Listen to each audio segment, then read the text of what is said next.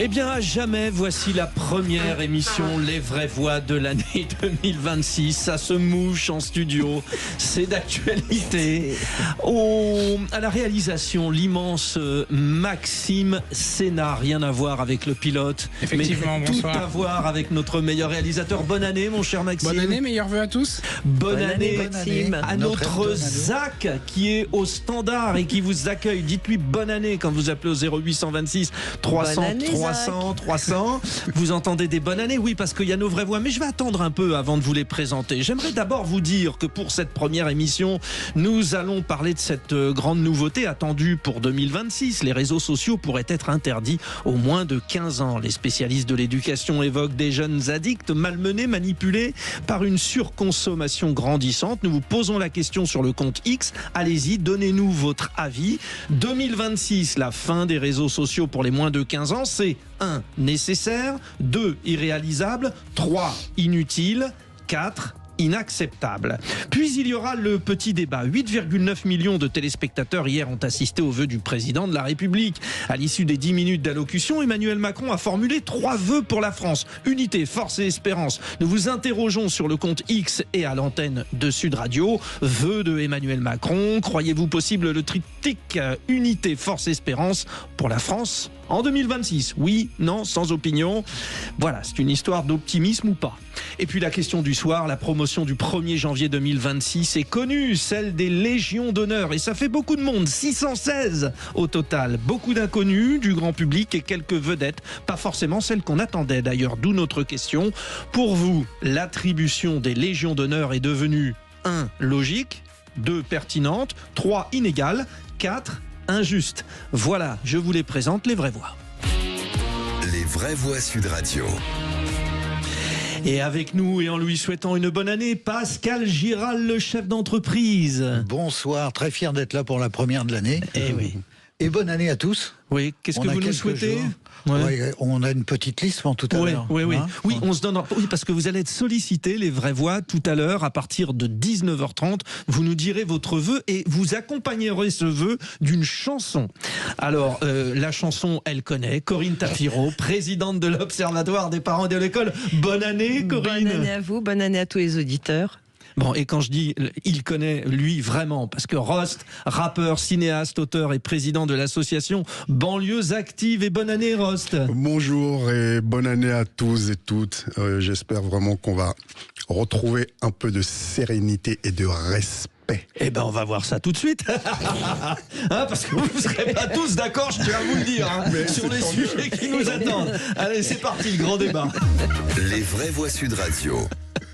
Voilà, 2026, la fin des réseaux sociaux pour les moins de 15 ans. Alors, pour vous, c'est nécessaire, irréalisable, inutile, inacceptable. Je vous donnerai le résultat de la consultation dans un instant, mais j'aimerais que vous écoutiez cet influenceur qui s'appelle Karamo. Je ne le connaissais pas, mais qui a dit quelque chose de très fort et qui joue ce rôle, qui est un influenceur vraiment pour les jeunes, qui joue ce rôle de donneur d'alerte. Écoutez-le. Si tous ces avantages sont mis en avant, derrière ça, il y a aussi de grands inconvénients, une grande politique de manipulation et de vente de données personnelles qui se passe. Donc au-delà des avantages, il faut aussi qu'on apprenne à ouvrir nos yeux. Les réseaux sociaux sont très dangereux et on devrait apprendre à faire attention ou même avoir des cours d'éducation à la fac ou à l'école qui peuvent commencer à nous prémunir face à tout ça. Mais il n'y a personne qui ne nous met en garde pour tout ça. Voilà, c'est un beau message qui, en tout cas, Corinne Tapiro, va dans le sens de l'obligation. Vous vous occupez, je le rappelle, des jeunes, dans le 12e arrondissement à Paris notamment. Entre autres. Il y a urgence là-dessus, sur les réseaux sociaux. Oui, il y a une urgence sur les réseaux sociaux, mais comme tout progrès technique, s'il n'est pas accompagné, il y a des dérives. Donc on constate que sur ces réseaux sociaux, il y a un grand nombre de dérives, au premier rang desquels le harcèlement scolaire ou le harcèlement vis-à-vis d'individus qui sont vraiment intolérables. Moi, je regarde parfois et je suis estomaquée. Il y a des limites d'âge qui sont déjà posées et qui sont absolument bafouée par un grand nombre de jeunes, puisqu'il y a des jeunes qui ont 8-9 ans, qui ont déjà des comptes sur les réseaux sociaux, souvent encouragés par leurs parents, puisqu'ils deviennent parfois même les vedettes de stories et podcasts. Parce que les parents s'associent aux enfants pour faire des podcasts un petit peu pour gagner de l'argent, hein, parce qu'on ne veut pas se cacher derrière son petit doigt. Derrière tout ça, il y a quand même beaucoup d'argent. Là, Emmanuel Macron a parlé hier dans une interview, comme d'habitude, lunaire, mais 9 minutes, ça va, c'était pas trop long. Ne commencez pas. Je n'ai pas commencé, mais quand il a annoncé ça, c'est bien de vouloir interdire. Bon, alors il y a tout un dispositif qui a été mis en place, mais encore faut-il l'installer. Si on l'installe sur le téléphone des enfants et que l'enfant prend le téléphone de ses parents, je vois pas vraiment ce que ça va changer concrètement à cette histoire. Donc je pense que c'est surtout un effet d'annonce parfaitement inutile. Oui, mais c'est amené à être voté par l'Assemblée nationale comme en 2026. Plein de lois qui sont votées, qui sont pas appliquées. Il n'y a pas de problème, on a l'habitude. Vous serez observatrice, chère Corinne. La consultation auprès de nos auditeurs, pour l'instant, vous dites que cette interdiction des réseaux sociaux pour les moins de 15 ans est nécessaire à 13%, irréalisable, ça va un peu dans votre sens, Corinne Tapiro, à 33%, inutile à 32% et inacceptable à 22%. Ça veut dire, Pascal, qu'il y a des adeptes et qui pensent que ça peut être bien. Les réseaux sociaux pour les enfants. Oui, non, inacceptable, je crois pas. Moi, il y a juste quelque chose qui me surprend dans la démarche, c'est moins de 15 ans. Alors pourquoi moins de 15 ans? Pourquoi pas 13? Pourquoi pas 14? Pourquoi pas 16? Il y a cette histoire de parallèle, notamment avec la majorité sexuelle, par exemple. Après, effectivement, il n'y a pas de débat sur la dangerosité de certains réseaux, de tous les réseaux sociaux d'ailleurs, et que ça demande à être contrôlé, évidemment, mais comment l'interdire ? Comment le contrôler? Quelle est la technique qui serait mise en place pour faire? Parce que, comme on le disait, ça peut rapidement dériver et on peut rapidement trouver un palliatif et puis un autre type d'accès à ces réseaux sociaux. Donc c'est un problème qui me paraît très compliqué là tout de suite. Vous y croyez, Rost, vous, à la possibilité de mettre ça en place? Alors, c'est un peu compliqué, mais personnellement, je trouve que c'est une très très très bonne mesure, pour plusieurs raisons. Moi, je travaille beaucoup auprès des jeunes dans les quartiers populaires, dans les prisons, etc. Et effectivement, quand on intervient dans les écoles, on voit les dégâts que ça cause, à tout niveau. Et ce qui est extraordinaire, c'est de voir, vous parliez des parents qui éventuellement laissent leurs enfants, mais à la rigueur, ça c'est leur problème. Ils en prennent la responsabilité, ils assument. Quand leurs enfants sont harcelés sur les réseaux, c'est leur problème. Voilà, s'ils veulent laisser leurs enfants sur des réseaux à cet âge-là, qu'ils le fassent.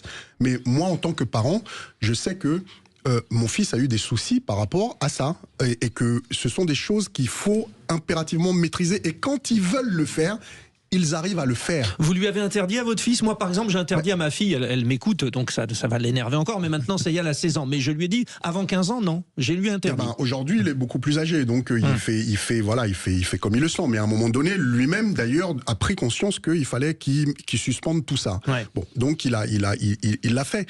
Mais je pense qu'on a aujourd'hui, nous, en tant qu'adultes, la responsabilité de protéger les enfants. Et je pense que le gouvernement, les pouvoirs publics, les parents d'ailleurs, j'aurais dû même commencer par les parents, parce que c'est la première cellule d'éducation, c'est la famille, ce sont les parents. Mais les dégâts que ça cause aujourd'hui sont tellement profonds qu'il faut impérativement le faire. Et ce que les gens oublient aussi, d'ailleurs, c'est que les réseaux sociaux, ceux qui ont mis en place ces réseaux sociaux, eux-mêmes l'interdisent à leurs enfants. Et en Chine, par exemple, TikTok, c'est un outil d'éducation uniquement. Uniquement. Il n'y a pas les trucs de divertissement, etc. dessus. Oui, les Chinois ont cette énorme machine TikTok, mais quand vous allez en Chine, rien que pour aller sur Internet, par exemple. Pour s'instruire, uniquement. Or, on abrutit les gens ici avec ça et ils passent leur journée là-dessus et les gamins, en plus, ça cause des vrais soucis d'harcèlement. Corinne, vous voulez rajouter? Je voulais rajouter, il y a à l'école ce qu'on appelle l'éducation aux médias et à Internet. Oui, ça se fait. C'est-à-dire que ça fait partie du programme. Donc, mais pas partout. Normalement, ça devrait être partout et c'est fait de façon, normalement, quand c'est fait de façon sérieuse. Mais je reconnais que c'est pas suffisant. Moi, je suis étonnée de voir des enfants de moins de 3 ans qui sont déjà sur TikTok. Oui, c'est vrai que là, c'est des exemples de grande violence et c'est très gênant, quoi. Réaction 0826 300 300. Vous appelez Zach au standard 0826 300 300. Cédric est avec nous. Cédric dans l'Hérault, c'est ça ? C'est exact. Bonjour à vous tous et meilleurs vœux à tous. Bonne année. Qu'est-ce qu'on peut vous souhaiter, Cédric, pour 2026 ? Pardon ? Qu'est-ce qu'on peut vous souhaiter pour 2026 ? D'entendre mieux, non ? Non, pas d'entendre mieux, mais en fait, le téléphone en ce moment est un peu saturé avec les bonnes années de tout le monde, donc effectivement, c'est un peu compliqué. Et j'ai du monde autour de moi un petit peu à la maison. Donc, bon, vous êtes à Autignac, un petit village Autignac. Hein. Ouais. C'est exact. Ce que je pourrais souhaiter pour cette année, ce serait rapidement le départ du président. Déjà, ça serait une très bonne chose. Ah, carrément, d'accord. Bon, voilà, donc, vous allez dans le sens de notre Corinne ici, ouais, très bien. Ouais. C'est ça. Et pour revenir sur les réseaux sociaux, oui. C'est nécessaire. Je fais partie des personnes qui disent que c'est nécessaire. Pourquoi ? Parce que regardez, c'est faisable et ça s'est fait en Australie. Oui. Ils ont stoppé 9 plateformes, que ce soit Instagram, TikTok, Snapchat, anciennement Twitter, Facebook, Reddit et Twitch et d'autres encore. Ils l'ont fait en décembre. La loi est passée. C'est terminé, fini, fin de l'histoire. Et pourquoi ?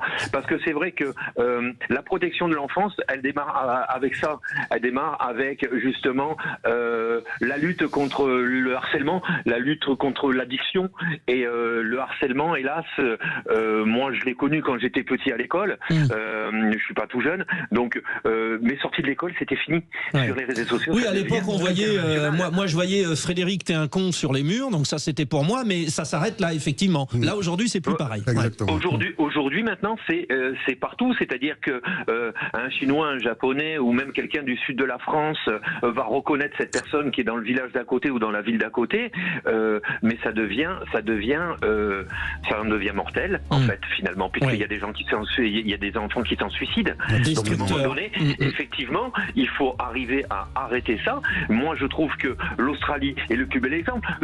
Les ministres et les députés, ils trouvent toujours des exemples de d'autres pays, qui prennent l'exemple de l'Australie. Moi, je suis d'accord. Prenez l'exemple de l'Australie. C'est un rendez-vous pour 2026. Les législateurs, donc l'Assemblée nationale, les députés devront voter. Nous le suivrons. En tout cas, Cédric, merci. Vous resterez à jamais, vous aussi, le premier auditeur ayant intervenu en 2026 dans Les Vraies Voix. Toutes nos amitiés et plein de bonnes choses. À Autignac, dans l'Hérault. Merci. On revient vraiment dans un instant. Appelez-nous sur cette histoire de réseaux sociaux pour les moins de 15 ans au 0826 300 300. Les Vraies Voix sont avec nous. Sud Radio. Sud Radio. Parlons vrai. Parlons vrai. Sud Radio. Parlons radio. 18h-20h, Frédéric Brandel. 1er janvier 2026 et cette première question dans Les Vraies Voix. Est-ce que les réseaux sociaux pour les moins de 15 ans, c'est à proscrire ? Vous savez qu'il y a un projet de loi pour 2026. La question précisément, la fin des réseaux sociaux pour les moins de 15 ans, pour vous, c'est nécessaire, irréalisable, inutile ou inacceptable? Vous votez sur le compte X de Sud Radio et vous intervenez, comme Cédric vient de le faire, au 0826 300 300 à l'antenne. J'aimerais que nous écoutions celui qui a déjà été cité, alors même que nous ne l'avions pas encore passé à l'antenne, puisque hier, le président de la République, Emmanuel Macron, a évoqué cela. Cette année doit donc être et sera une année utile. Je veillerai tout particulièrement à ce que plusieurs grands chantiers puissent aboutir. Nous verrons les premiers pas du service national pour l'engagement de nos jeunes, qui renforcera le lien entre nos armées et la nation. Nous protégerons nos enfants et nos adolescents des réseaux sociaux et des écrans. C'est dans une globalité finalement, Pascal Giral. Le président de la République dit attention, danger. Parce que oui, nos enfants sont en danger. Oui, ils sont en danger. Enfin, il a enfoncé des portes ouvertes. Tout le monde le sait que nos enfants sont en danger. En même temps, c'est bien de le dire. S'il le dit pas, c'est ça le problème avec vous tous, là, les observateurs. Allez, je vais défendre le président. Je vais peut-être avoir la Légion d'honneur. Alors, écoutez bien, Monsieur le Président. Quand même, s'il ne le dit pas, vous dites il n'a même pas eu un mot. Et s'il le dit, vous dites c'est une enfoncée. Pascal, c'est très bien. C'était mieux que de ne pas le dire du tout. Il a dit bon. Et après, qu'est-ce qu'on fait ? Qu'est-ce qu'on fait ? Comment on s'y prend ? Parce que interdire carrément les réseaux sociaux et radicalement, ça ne concernera pas seulement que les adolescents ou que les enfants, ça va concerner tout le monde. Il y a des gens aussi qui travaillent avec les réseaux sociaux. Non, c'est pas l'objectif. C'est pas Ça va l'objectif. pas être l'idée. Les interdire au moins de 15 ans. Alors, Corinne Tapiro, c'est un dispositif, alors je vais défendre le dossier. C'est pas vrai. C'est pas vrai. C'est un dispositif qui permet une reconnaissance faciale de l'enfant, de la personne, quand elle veut aller sur ce fameux réseau. D'accord, c'est technique quoi. C'est un dispositif technique. C'est un dispositif technique qui va être mis en place. Alors, je ne sais pas comment on y souscrit, parce que c'est un peu encore, c'est assez flou, mais ça devrait fonctionner. Maintenant, est-ce qu'il n'est pas impossible d'aller sur le téléphone de ses parents? Oui, Voilà, parce que ça a déjà été testé alors moi, c'était ma question. Est-ce que ça existe déjà dans d'autres pays? Je pense en Australie. Oui, mais surtout, moi j'ai fait mon travail de journaliste, Pascal, vous le savez, et j'ai dû tester. Donc je suis allé sur les sites porno uniquement dans le cadre de mon travail de journaliste. Oui, bien sûr. Il y a cette reconnaissance faciale. Et t'es reconnu? Et donc, alors, ils m'ont dit, vous ne pouvez pas, vous faites moins de 18 ans. Donc voilà, j'ai pas pu. Donc, bon, au-delà de ça, mais oui, c'est un système qui fonctionne. Et Rost, c'est bien beau de dire effectivement c'est irréalisable, mais il y a un moment où il faut prendre le taureau par les cornes. Ah non, mais moi je suis persuadé, je fais partie de ceux qui sont convaincus de toute façon, quand ils veulent faire les choses, ils les font. Ils mettent les moyens, comment s'appelle, les plateformes elles-mêmes, elles savent, elles ont les dispositifs pour pouvoir déceler ce genre de choses. Évidemment, plus eux ont de comptes ouverts et plus ils rentrent de l'argent. Et donc, forcément, il y a même, d'ailleurs, c'est pas pour rien, hein, il y a les fameuses polémiques où ils créent eux-mêmes de faux comptes, etc., des millions de faux comptes que eux-mêmes créent pour pouvoir gonfler leur chiffre d'affaires et leur valorisation en bourse. On sait que ça existe. Donc, ils ont la possibilité technique de le faire. Et comme disait, c'était le monsieur Cédric, par exemple, tout à l'heure, il parlait de l'Australie, et le cas de l'Australie, c'est le premier au monde à mettre ça en place, mais c'est possible. Et comme je vous disais, en Chine, ils ont les mesures depuis le début pour éviter que leurs gamins... Le problème, c'est que tout le monde dira que c'est une dictature et que si on va dans ce sens-là, on va... alors la CNIL va réagir ou je ne sais quoi. Facile, mais moi, je crois que de toute façon, ces réseaux sociaux, ils n'étaient pas faits pour des adolescents. Et au-delà de la technique, il y a quand même la responsabilité des parents pleine et entière sur l'ensemble de l'éducation de leurs enfants. C'est-à-dire que quand on colle un enfant devant la télé pour avoir la paix, ou qu'on lui donne son téléphone quand il est petit pour être tranquille aussi, je trouve que c'est déjà une faillite du système éducatif. Il y a quelque chose à reprendre sans vouloir juger, mais le premier rôle des parents, c'est d'être un éducateur. Et ça leur appartient, c'est pas à l'État de le faire à sa place, c'est pas à l'école non plus. C'est vraiment dans la cellule familiale qu'un certain nombre de choses doivent être mises en place. Le problème, c'est que les parents sont addicts aux réseaux sociaux. Alors, c'est ça. C'est ça qui est terrible. 0800 26 300 300. C'est Dominique qui est avec nous. Nous allons à Roussillon, dans le Vaucluse. Oui. Partout il y a du soleil, quoi. Bonne année. Bonne année. Et surtout tous mes vœux de santé. Il n'y a que la santé qui nous permet d'avancer. Donc à tous une super santé. Pareillement, Dominique, bonheur. Et puis bon, vous êtes dans le Vaucluse, un peu de soleil, tout ça. Chaleur. C'est pas très chaud en ce moment, il fait même plutôt frais, voyez-vous. Oui, mais bon, ça veut dire qu'il y a encore des saisons. Vous dites que c'est assez irréalisable, cette histoire d'interdiction pour les moins de 15 ans, les réseaux sociaux ? Oui, c'est complètement irréalisable. Alors je vais revenir déjà sur le sujet. Donc année utile après 8 ans d'année futile. Merci Monsieur le Président, c'est très sympa. Vous aussi vous y mettez, d'accord. C'est un club. Oui. Et donc je voudrais dire, alors prendre cette mesure, c'est une mesure qui est une mesure quasiment pompidolienne et qui sent le tabac froid. Monsieur le Président de la Startup Nation a déjà oublié que tout le monde a une avance. Alors pour votre précision, il existe déjà en libre service, en accès gratuit pour les enfants, la possibilité de se faire générer donc un profil via une IA qui vous donne 18, 20, 22 ans avec un visage qui n'est pas le vôtre. Donc c'est déjà contourné, c'est déjà fini, la mesure qui est prise est déjà obsolète. Merci Monsieur le Président de ne pas vous être intéressé vraiment au sujet. Alors on va nous parler par exemple que la drogue c'est interdit et on va interdire la drogue, mais finalement on n'a jamais eu autant de diffusion de drogue dans le pays que ces années. Alors donc ça veut dire qu'on se prend le problème système à l'envers. Il a été dit que l'éducation venait d'abord par les parents, mais il faudrait peut-être aussi que les parents aient été éduqués eux-mêmes. On a toute une génération de parents qui n'est plus éduquée, qui va avoir le plus grand mal à éduquer ses enfants. Bon. Et donc, moi, ce que je vous propose une solution, une solution extrêmement rapide et envisageable, c'est déjà interdire l'anonymat, interdire les avatars. Exact. Ça permettrait immédiatement, mais alors à tout le monde, pour tout le monde, les enfants comme les adultes. Vous allez voir que le harcèlement, ça va s'arrêter très très très vite. Ah, moi j'adhère tout de suite. Moi aussi. Tout le monde autour de la table est d'accord avec vous, Dominique. Tout le monde est d'accord là. C'est beaucoup plus simple. Et je vais vous dire autre chose. Si l'ARCOM est capable aujourd'hui de sanctionner une radio parce qu'elle a passé Dominique du Roussillon qui dit que des bêtises et qu'elle met une amende à Sud Radio, elle est capable aussi d'aller mettre des amendes aux GAFAM s'ils diffusent du porno. Absolument. Donc on pourrait s'attaquer déjà aux diffuseurs avant de s'attaquer à ceux qui reçoivent l'information. Ça serait aussi pas mal. Bon, super intervention autour de la table. C'est unanime pour vous, Dominique. Juste quand même là, parce que Dominique évoque quelque chose. L'histoire de l'IA. Mais l'IA, oui, on peut se créer un profil avec, mais ça ne changera pas l'idée de la reconnaissance faciale. Est-ce que c'est ça qui c'est très étrange parce que. Moi qui m'intéresse beaucoup à ces sujets-là, puisque j'ai repris mes études l'année dernière et que mon mémoire a été fait là-dessus. Alors, évidemment que tous les systèmes sont contournables. Tous. Bien sûr. Que ce soit ce qu'on met en place. De toute façon, ce qui est créé par l'homme peut être défait par l'homme. Donc, on sait que ça va être contourné. Mais ça nécessite qu'il y ait des gens qui connaissent bien l'informatique. Donc, c'est plus compliqué que de dire oui, ça va être c'est pas à la portée de tout le monde. Par contre, l'histoire de créer les avatars, puisque on parle à un moment donné de votre téléphone, il va falloir que vous le mettiez en face de vous. Voilà. À moins que vous mettiez un masque que ça ne marche pas. Donc l'IA, pour le coup, là, ça marcherait pas.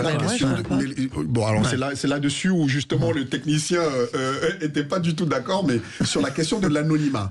Moi, je fais partie de ceux qui plaident depuis très longtemps pour la suppression de l'anonymat sur les réseaux sociaux, parce que ça permet à certains de faire des menaces de mort à des gens, tout simplement parce qu'ils ne sont pas d'accord avec eux. Soit on est courageux, soit on l'est pas. C'est tout. Et on assume ses opinions et on prend ses responsabilités. Merci Dominique au 0826 300 300. Les vraies voix, le sujet il est passionnant. C'est le premier débat de cette année 2026. Et en général, pour trancher, on fait appel à un de nos meilleurs auditeurs et nous le plaçons dans le rôle de ministre. Les vraies voix Sud Radio, si j'étais ministre. Qu'est-ce que je vais devenir? Je suis ministre, je ne sais rien faire. Oh, qu'est-ce qui nous manque, notre Louis de Funès. C'est excellent. Eh oui, c'est Nathalie de Béziers qui va être notre ministre de l'Éducation nationale. Bonsoir et bonne année, Nathalie. Bonne année Frédéric, bonne année à tous, à Sud Radio. Meilleurs vœux. Bonne année. Bonne année. Et tout d'abord, en ma qualité de ministre... Oui, s'il vous plaît, parce que vous venez d'être nommé par le Premier ministre. Allez-y, quel est votre programme, Nathalie? Alors, déjà, la première chose que je fais, c'est que je nomme Dominique, le précédent interlocuteur, secrétaire d'État auprès de moi-même. C'est bien vu. Bien vu. Et ensuite? Ensuite, moi, j'appliquerai ce qui a fonctionné pour moi et mes enfants. Bon, j'ai eu 3 filles et j'en ai élevé 4 en tout. Et ça a bien fonctionné. Alors, c'est un peu à l'ancienne, mais je remettrai au goût du jour ce qu'on appelle la méritocratie. Alors, je vais rebondir un petit peu et définir un petit peu ça. Quand j'étais petite, moi, si je travaillais bien, on avait la caisse d'épargne qui nous donnait 5 francs. Ah oui. Et oui. Ouais. Deuxièmement, on avait des images, des bons points, des images, et on avait tous les trimestres des livres, des choses qui nous récompensaient. Donc je voudrais remettre des choses qui font que les gens, les enfants, aient envie de travailler et d'avoir des récompenses. Alors peut-être pas de ce style, parce que maintenant ils ne lisent plus, les gamins, mais ça sera par exemple pouvoir aller justement sur les réseaux sociaux pendant un laps de temps déterminé, sous la surveillance d'un adulte, par exemple, puisqu'on va bien limiter l'accès aux réseaux sociaux. Deuxièmement, il faut effectivement éduquer les parents. La problématique, c'est que les parents sont dépassés, laissent tout faire. Maintenant, l'enfant est devenu un tyran. Et il faut remettre des limites. Et là, c'est plus dans vos prérogatives de ministre de l'Éducation nationale, mais vous alertez, l'intérieur. Voilà, vous le dites en Conseil des ministres. Ouais. Et le dernier point, Nathalie. Le dernier point, alors d'abord, il faut s'occuper d'abord des enfants du CP, parce qu'il faut qu'ils apprennent à lire, écrire, compter pour pouvoir communiquer utilement. Ouais. Ça, c'est la base, c'est le socle. Mais ce que j'ai remarqué, c'est que c'est au collège que ça commence à très mal aller. On est d'accord. Exact. Voilà. C'est à l'époque de l'adolescence, ils commencent à être un peu travaillés par les hormones, les gamins. Donc, c'est là, oui, on est tous passés par là, vous aussi, je suppose. Non, même pas. Voilà. Vous n'avez pas encore 18 ans, Il n'a pas 18 ans, il est plus jeune.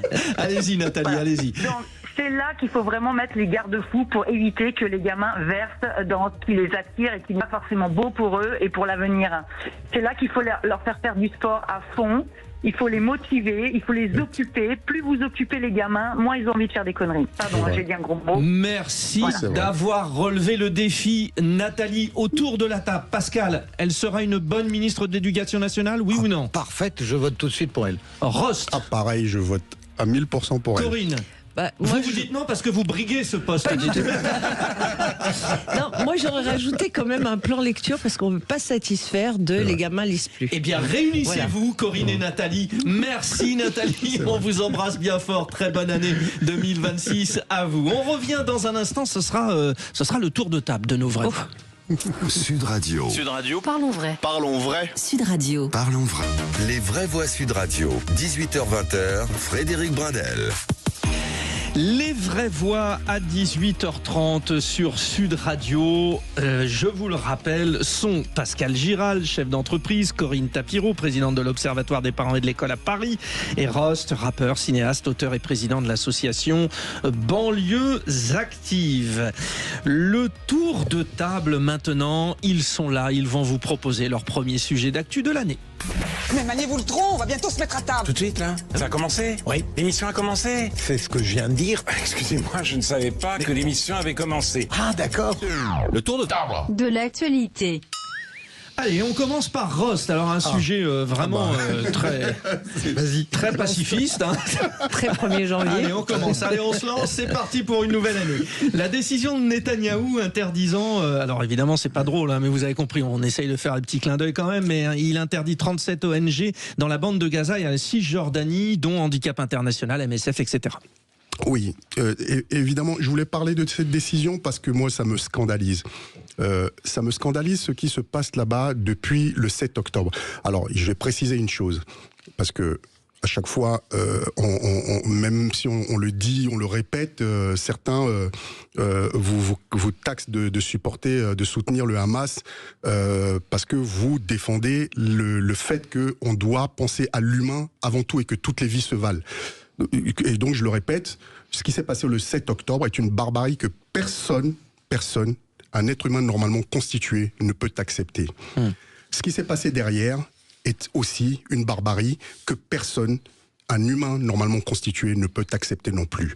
Et je pense que là, la décision que Netanyahou vient de prendre, elle est scandaleuse et elle est constitutive d'ailleurs à la décision qu'il a prise quelques jours avant. Pourtant, il y a un plan de paix qui a été mis en place. Justement, il y a un plan de paix qui a été mis en place qui n'est pas du tout respecté, puisqu'il y a des morts tous les jours. En Cisjordanie, vous allez actuellement en Cisjordanie, ce qui s'y passe, c'est une honte, un scandale absolu, justement dans l'ombre de tous les journalistes. Et ça, et cette décision justement d'interdire les organisations non gouvernementales qui sont un contre-pouvoir, les ONG justement qui travaillent sur le terrain, qui sont des observateurs, qui aident, qui permettent de limiter justement la casse qu'il y a et le nombre de morts, est juste scandaleuse. Elle est constitutive justement à la décision aussi d'annexer une bonne partie. Il y a 18 colonies là qui ont été, ou 19 d'ailleurs, qui ont été décrétées par Netanyahou et son gouvernement en Cisjordanie, en déployant l'armée israélienne sur le terrain et qui ont fermé toutes les routes avec des gens qui sont malades, qui ne peuvent pas être emmenés à l'hôpital à cause de toutes ces décisions-là. Il faut que les gens soient conscients d'une chose, c'est qu'on parle d'humains. on peut reprocher la situation là-bas, elle est ce qu'elle est, elle est complexe. Moi, j'ai été travailler sur le conflit israélo-palestinien sur place. Je sais que beaucoup peuvent partir d'ici avec des certitudes. Quand on est sur place, quand on revient après, on revient avec des doutes. On relativise. Mais l'humain reste l'humain.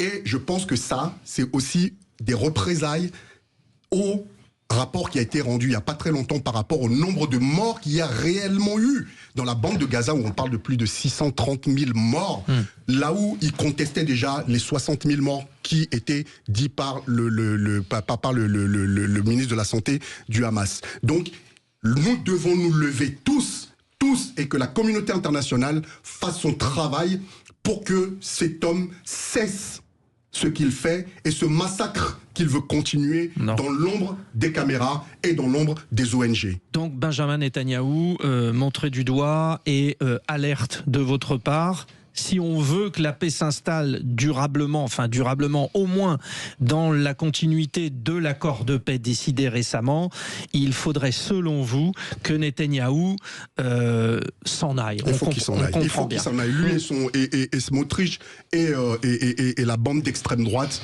qui est au gouvernement là-bas, il faut qu'il dégage. Réaction autour de la table. On commence par qui ? Pascal. Difficile, c'est un sujet qu'il faut vraiment connaître sur le fond. Moi, la première question que je me pose, c'est quoi le but de la manœuvre d'interdire tous ces ONG ? Pourquoi maintenant ? Pourquoi maintenant, pas avant, pas plus tard ?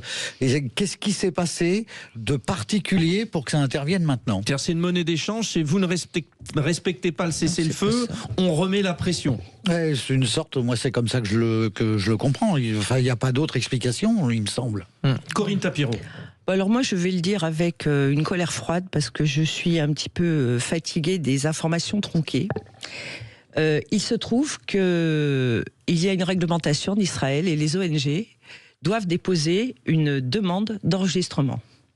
Il y a d'ailleurs eu 105 ONG qui ont déposé une demande d'enregistrement.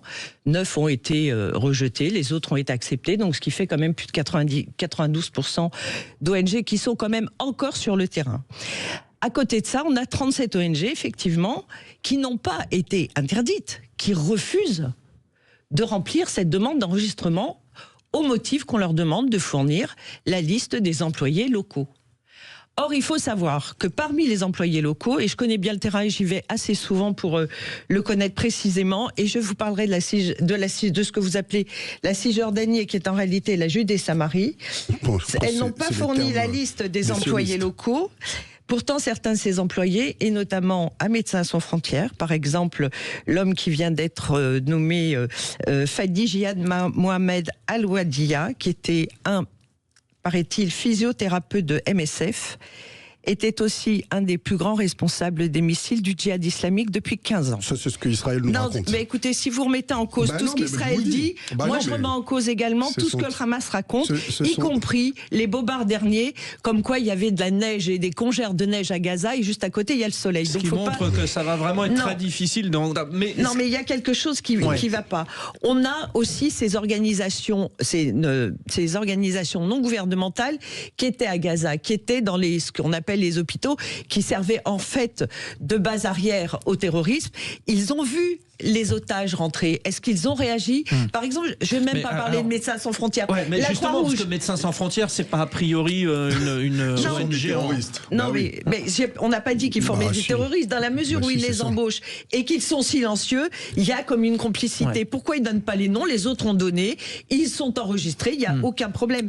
On a la jeune Noa Marciano, 19 ans, qui a été tuée par ce qu'on appelle, pour appeler le docteur Mengele, qui a été porté au Pinacle par le maire qui a été fait citoyen d'honneur de la ville de Lyon. Il lui a injecté de l'air dans les veines.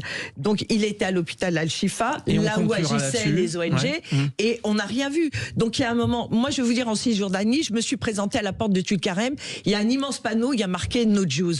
Excusez-moi, quand vous parlez d'apartheid, il faut réviser. C'est condamnable pareil. Voilà, oui, on parle d'apartheid parce que vous interdisez. Il n'y a pas d'apartheid en Israël. Non, c'est pas vrai. Pourquoi c'est Israël qui décide de qui doit intervenir dans la la bande de Gaza, si vous ne parlez pas d'apartheid, ça s'appelle l'apartheid parce que ce n'est pas Israël de décider de qui doit intervenir sur tel ou tel territoire. Et donc ils vont demander aux terroristes de choisir les gens. Ça s'appelle de choisir les gens. Je pense que c'est un problème sans fin. Je pense que c'est un problème sans fin. Demander au Hamas de choisir les gens accrédités, ça suffit quand même. C'est pas gagné et ça fait partie des vœux qu'on va souhaiter pour 2026. Enfin trouver une solution. Mais en tout cas, c'est vrai que c'est compliqué. Ça semble très compliqué. On n'est pas sorti de l'auberge. Et au final, Netanyahou a été élu par la société israélienne, comme Macron a été élu par la société française. Et certains Israéliens sont contre. Et certains ne sont pas contre du tout. Voilà. Et certains non. Bon, très bien. Pascal Giral, les dons à déclarer par Internet à partir du 1er janvier 2026. Ça aussi, c'est un truc. Je me disais, tiens, Pascal va calmer les esprits. Non, allez-y. Je vais essayer de détendre un peu l'atmosphère et de vous décrire un peu l'usine à gaz qu'est les dons qui doivent être déclarés depuis le 1er janvier sur Internet. Les dons doivent être déclarés depuis 2021 sur papier, mais depuis le 1er janvier, là tout de suite, c'est maintenant sur Internet. Alors on vous fait un don pour les fêtes. Là, de ce côté-là, il n'y a pas de problème si la somme est raisonnable. 100 euros, c'est raisonnable. Voilà. Alors justement, c'était ma question d'après. Ma mère m'a offert 500 euros. Je lui dis non, c'est trop, on va payer des impôts. Pour les conditions dites normales, un anniversaire, Noël, un examen, une récompense, voilà, vous avez le droit de faire un petit cadeau dans la mesure où ce don n'est pas inhabituel. Alors attention les yeux, c'est là que ça commence à être sérieux. Incroyable. Qu'est-ce qu'un don inhabituel ? Alors pour essayer de savoir ce qu'était un don inhabituel, je suis rentré dans les clous, je suis allé voir sur le site impôts.gouv. C'est quoi un don inhabituel ? Alors un don inhabituel, c'est un don qui est supérieur à 2% du patrimoine du donneur, ou supérieur à 25% des revenus annuels du donateur. Lesquels dons doivent être déclarés par celui qui reçoit, par le récipiendaire. Autrement dit, quand vous recevez un don, il faut que vous demandiez la feuille d'impôt de celui qui vous le donne, parce que sinon, vous ne savez pas ce que vous devez déclarer ou s'il est dans les clous. C'est quand même hallucinant. Et qu'il a déjà payé des impôts dessus, le brave homme. Par exemple, ou la brave dame. Par exemple. Donc, un exemple concret, vous aidez un membre de votre famille pour lui payer une partie de son loyer mensuellement, vous lui donnez 500 euros, 400 euros, votre fils, là, paf, vous devez déclarer. Là, c'est n'importe quoi. Ça, vous devez déclarer. Alors, il y a des exceptions. Vous êtes prêts aussi pour les exceptions ? Oui, j'aime les exceptions. Alors, usine à gaz numéro 2. Don effectué, alors première exception, don effectué au profit d'un mineur ou d'un majeur protégé par un donateur autre que son représentant légal. Ça veut vous dire le refait ou vous avez essayé ? Qui trouve ça ? Alors, protéger, c'est quoi protéger ? Moi, je m'interroge. Protéger comment ? Par qui ? Pourquoi ? Contre quoi ? Bon, je ne sais pas. C'est protéger. C'est dans la loi, c'est comme ça. Deuxième exception. Par exemple, mais il y en a beaucoup d'autres, don fait au profit d'un descendant ou d'un petit-neveu venant en représentation d'un parent prédécédé. Prédécédé. Ah, voilà. Qu'est-ce que c'est prédécédé ? Tout ça, c'est dans les textes de loi. Mais tout ça, c'est dans les exceptions. Mais je vous en fais une petite dernière qui parce peut que voir, c'est-à-dire, par exemple, je dis, tiens, moi j'ai mon filleul. Oui. Je vais lui donner 200 euros, voilà. Et je suis pas sûr qu'il soit taxé. Où est-ce que je vais pour savoir ? Ah ben, je vais vous en parler après. D'accord. Mais on est tenu par le temps aussi, parce que. Je fais vite. Parce que je ne résiste pas à celle-là. Oui. La déclaration concerne un bien antérieurement transmis au premier donataire en ligne directe et ayant fait retour au donateur en application des articles concernés du Code civil. Ouais. C'est bon ? Tout le monde a compris. Vous l'avez ? Oui. Bon, ben voilà. Alors maintenant, comment on fait ? Bonne question. Oui. Alors, on va sur le site de impôts.gouv et on dit « Je veux déclarer un don ». Alors, donc, on fait toute la procédure. On vous envoie un numéro, vous rentrez le numéro, vous accédez à votre compte. Donc, vous en avez pour 20, vous en avez à peu près pour 20 ou 30 minutes. Vous remplissez le formulaire et après, on vous donne un papier en disant « C'est bon ». Pascal Giral, vous venez de nous faire... C'est une usine à gaz. C'est une usine à gaz. Qu'est-ce que vous voulez que je vous dise ? Nous faire l'une des plus grandes craintes de rentrer dans cette année 2026. C'est comme le cumul emploi-retraite qui va être supprimé et qui est devenu... C'est quand même triste. Est-ce que vous croyez vraiment que les gens vont pratiquer comme ça ? C'est impossible. C'est impossible pour aller remplir sur Internet. Ça, c'est écrit noir sur blanc. Messieurs, mesdames, les politiques, si vous fonctionnez comme ça, vous ne serez pas crédibles et ça ne sera pas possible. Alors, qu'on se le dise, il reste reste encore le tour de table de notre Corinne Tapiero. Dans l'ordre de l'émission, on a explosé le timing, évidemment, parce que le débat était passionné. Donc, on le refait pour après. On est ensemble jusqu'à 20h, Corinne. Oui, très bien. D'accord ? Vous ne vous inquiétez pas. Je ne suis pas Je inquiète. pense à vous, parce que pour l'instant, c'est l'info en plus, et vous allez voir, Majid Deimat, là aussi, va vous alerter sur quelque chose. Je pense que ça va vous faire bouillir aussi. Oui, on va bouillir. On va bouillir. On va bouillir. Deuxième groupe. Non, troisième. Enfin, je ne sais plus. À tout de suite. Toute la famille Sud Radio vous souhaite une bonne année. Bonjour, c'est Patrick Roger. Je vous souhaite une belle année. Que le meilleur soit avec vous. Frédéric Brandel. C'est un grand plaisir de commencer l'année avec vous, autour de la table, Pascal Giral, Rost, Corinne Tapiero, et puis bien sûr celui qui m'aide à construire cette émission, Majid Deimat. Et bonne année, Majid. Bonne année, Frédéric, bonne année tout le monde. Bonne année. Majid va nous chercher l'info en plus, et cette info, encore une fois, va vous retourner. Un voyageur malvoyant pensant rentrer dans le métro parisien meurt après avoir chuté sur les rails. C'est un accident qui, évidemment, alerte encore une fois, Majid, sur les questions d'acceptation, d'accueil des personnes handicapées dans les transports en commun, parce que ça ne s'arrête jamais, cette histoire. Ouais, totalement. Oui, Frédéric, ça s'est déroulé du coup mardi dernier. Cet homme de 42 ans se serait avancé au bord du quai en cherchant les portes du métro après l'avoir entendu arriver, mais malheureusement il était dans le sens inverse. Il a chuté sur les rails où le train est arrivé et n'a pas survécu. Du côté des associations, la colère est présente. Pierre Marougou, du collectif français du handicap visuel, le dit clairement au micro de nos confrères d'ici d'Île-de-France. Ce drame aurait pu arriver à n'importe quelle personne aveugle. Il dénonce un manque d'équipement sur les quais, notamment les portes-palières, ces fameuses portes automatiques vitrées, pas présentes sur la ligne 6, et les bandes en relief sur les quais. Justement, avec nous ce soir, quelqu'un d'engagé sur ces questions, Michael Jérémiaz, ancien champion paralympique de tennis fauteuil, l'immense et Michael, président de l'association Comme les autres. Bonsoir Michael et bienvenue. Bonsoir à tous. Bonsoir Mickaël. Avant de rentrer dans ce débat, merci mille fois d'être avec nous, Mickaël. Et puis vous avez été le capitaine de l'équipe de France paralympique de Paris 2024. Vous êtes à la pointe du combat. Vraiment, merci d'être avec nous, Majid. Monsieur Jérémiaz, on le sait, vous alertez depuis de nombreuses années sur l'inaccessibilité des transports en commun pour les personnes handicapées. Est-ce que, selon vous, ce qui est arrivé était prévisible ? Prévisible, je ne sais pas, mais en tout cas évitable. Aujourd'hui, on sait très bien qu'il y a des problèmes d'accessibilité. L'accessibilité, c'est pas juste par confort. La sécurité des passagers doit être une priorité. On parle de repères pododactyles, on parle de ces vitres qui s'ouvrent automatiquement. Ça existe dans d'autres villes, dans d'autres pays. Aujourd'hui, on n'a pas le choix de le faire. Un accident comme ça, il est inacceptable. On parle de la vie d'un homme. Il y a eu beaucoup de progrès. Vous venez de parler des Jeux paralympiques à l'instant. Vous avez annoncé la transformation et la mise en accessibilité du métro parisien. On s'en est où? C'était il y a plus d'1 an. Donc aujourd'hui, oui, il doit y avoir des mesures qui doivent être prises. Il y a des lois qui ont été votées, mais qui doivent être appliquées. Je pense à la loi de 2005.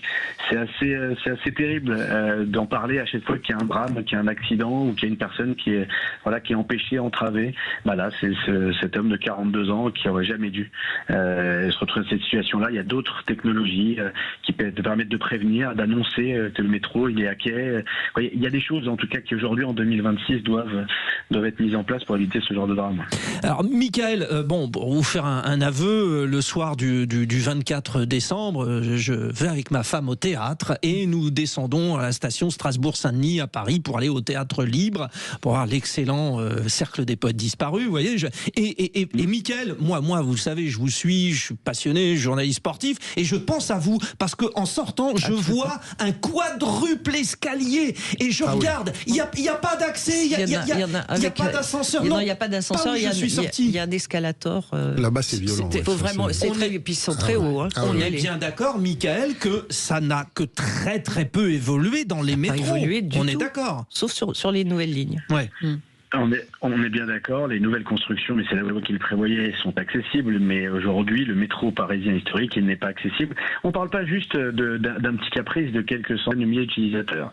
La question de l'accessibilité du métro, c'est un problème philosophique, c'est un problème de pacte de société. C'est accessible pour moi qui suis en fauteuil roulant, c'est-à-dire que c'est accessible pour vous, c'est accessible pour des personnes âgées, c'est accessible pour des passagers qui transportent des valises, pour des touristes, pour des parents avec des enfants en poussette. Combien de personnes se retrouvent dans une situation extrêmement confortable, voire dangereuse, à devoir demander de l'aide pour porter une poussette dans les escaliers. Je veux dire, on parle pas juste d'une petite minorité, on parle de la société dans son ensemble. Ces promesses-là, elles n'ont pas été tenues. Il y a eu une trahison politique.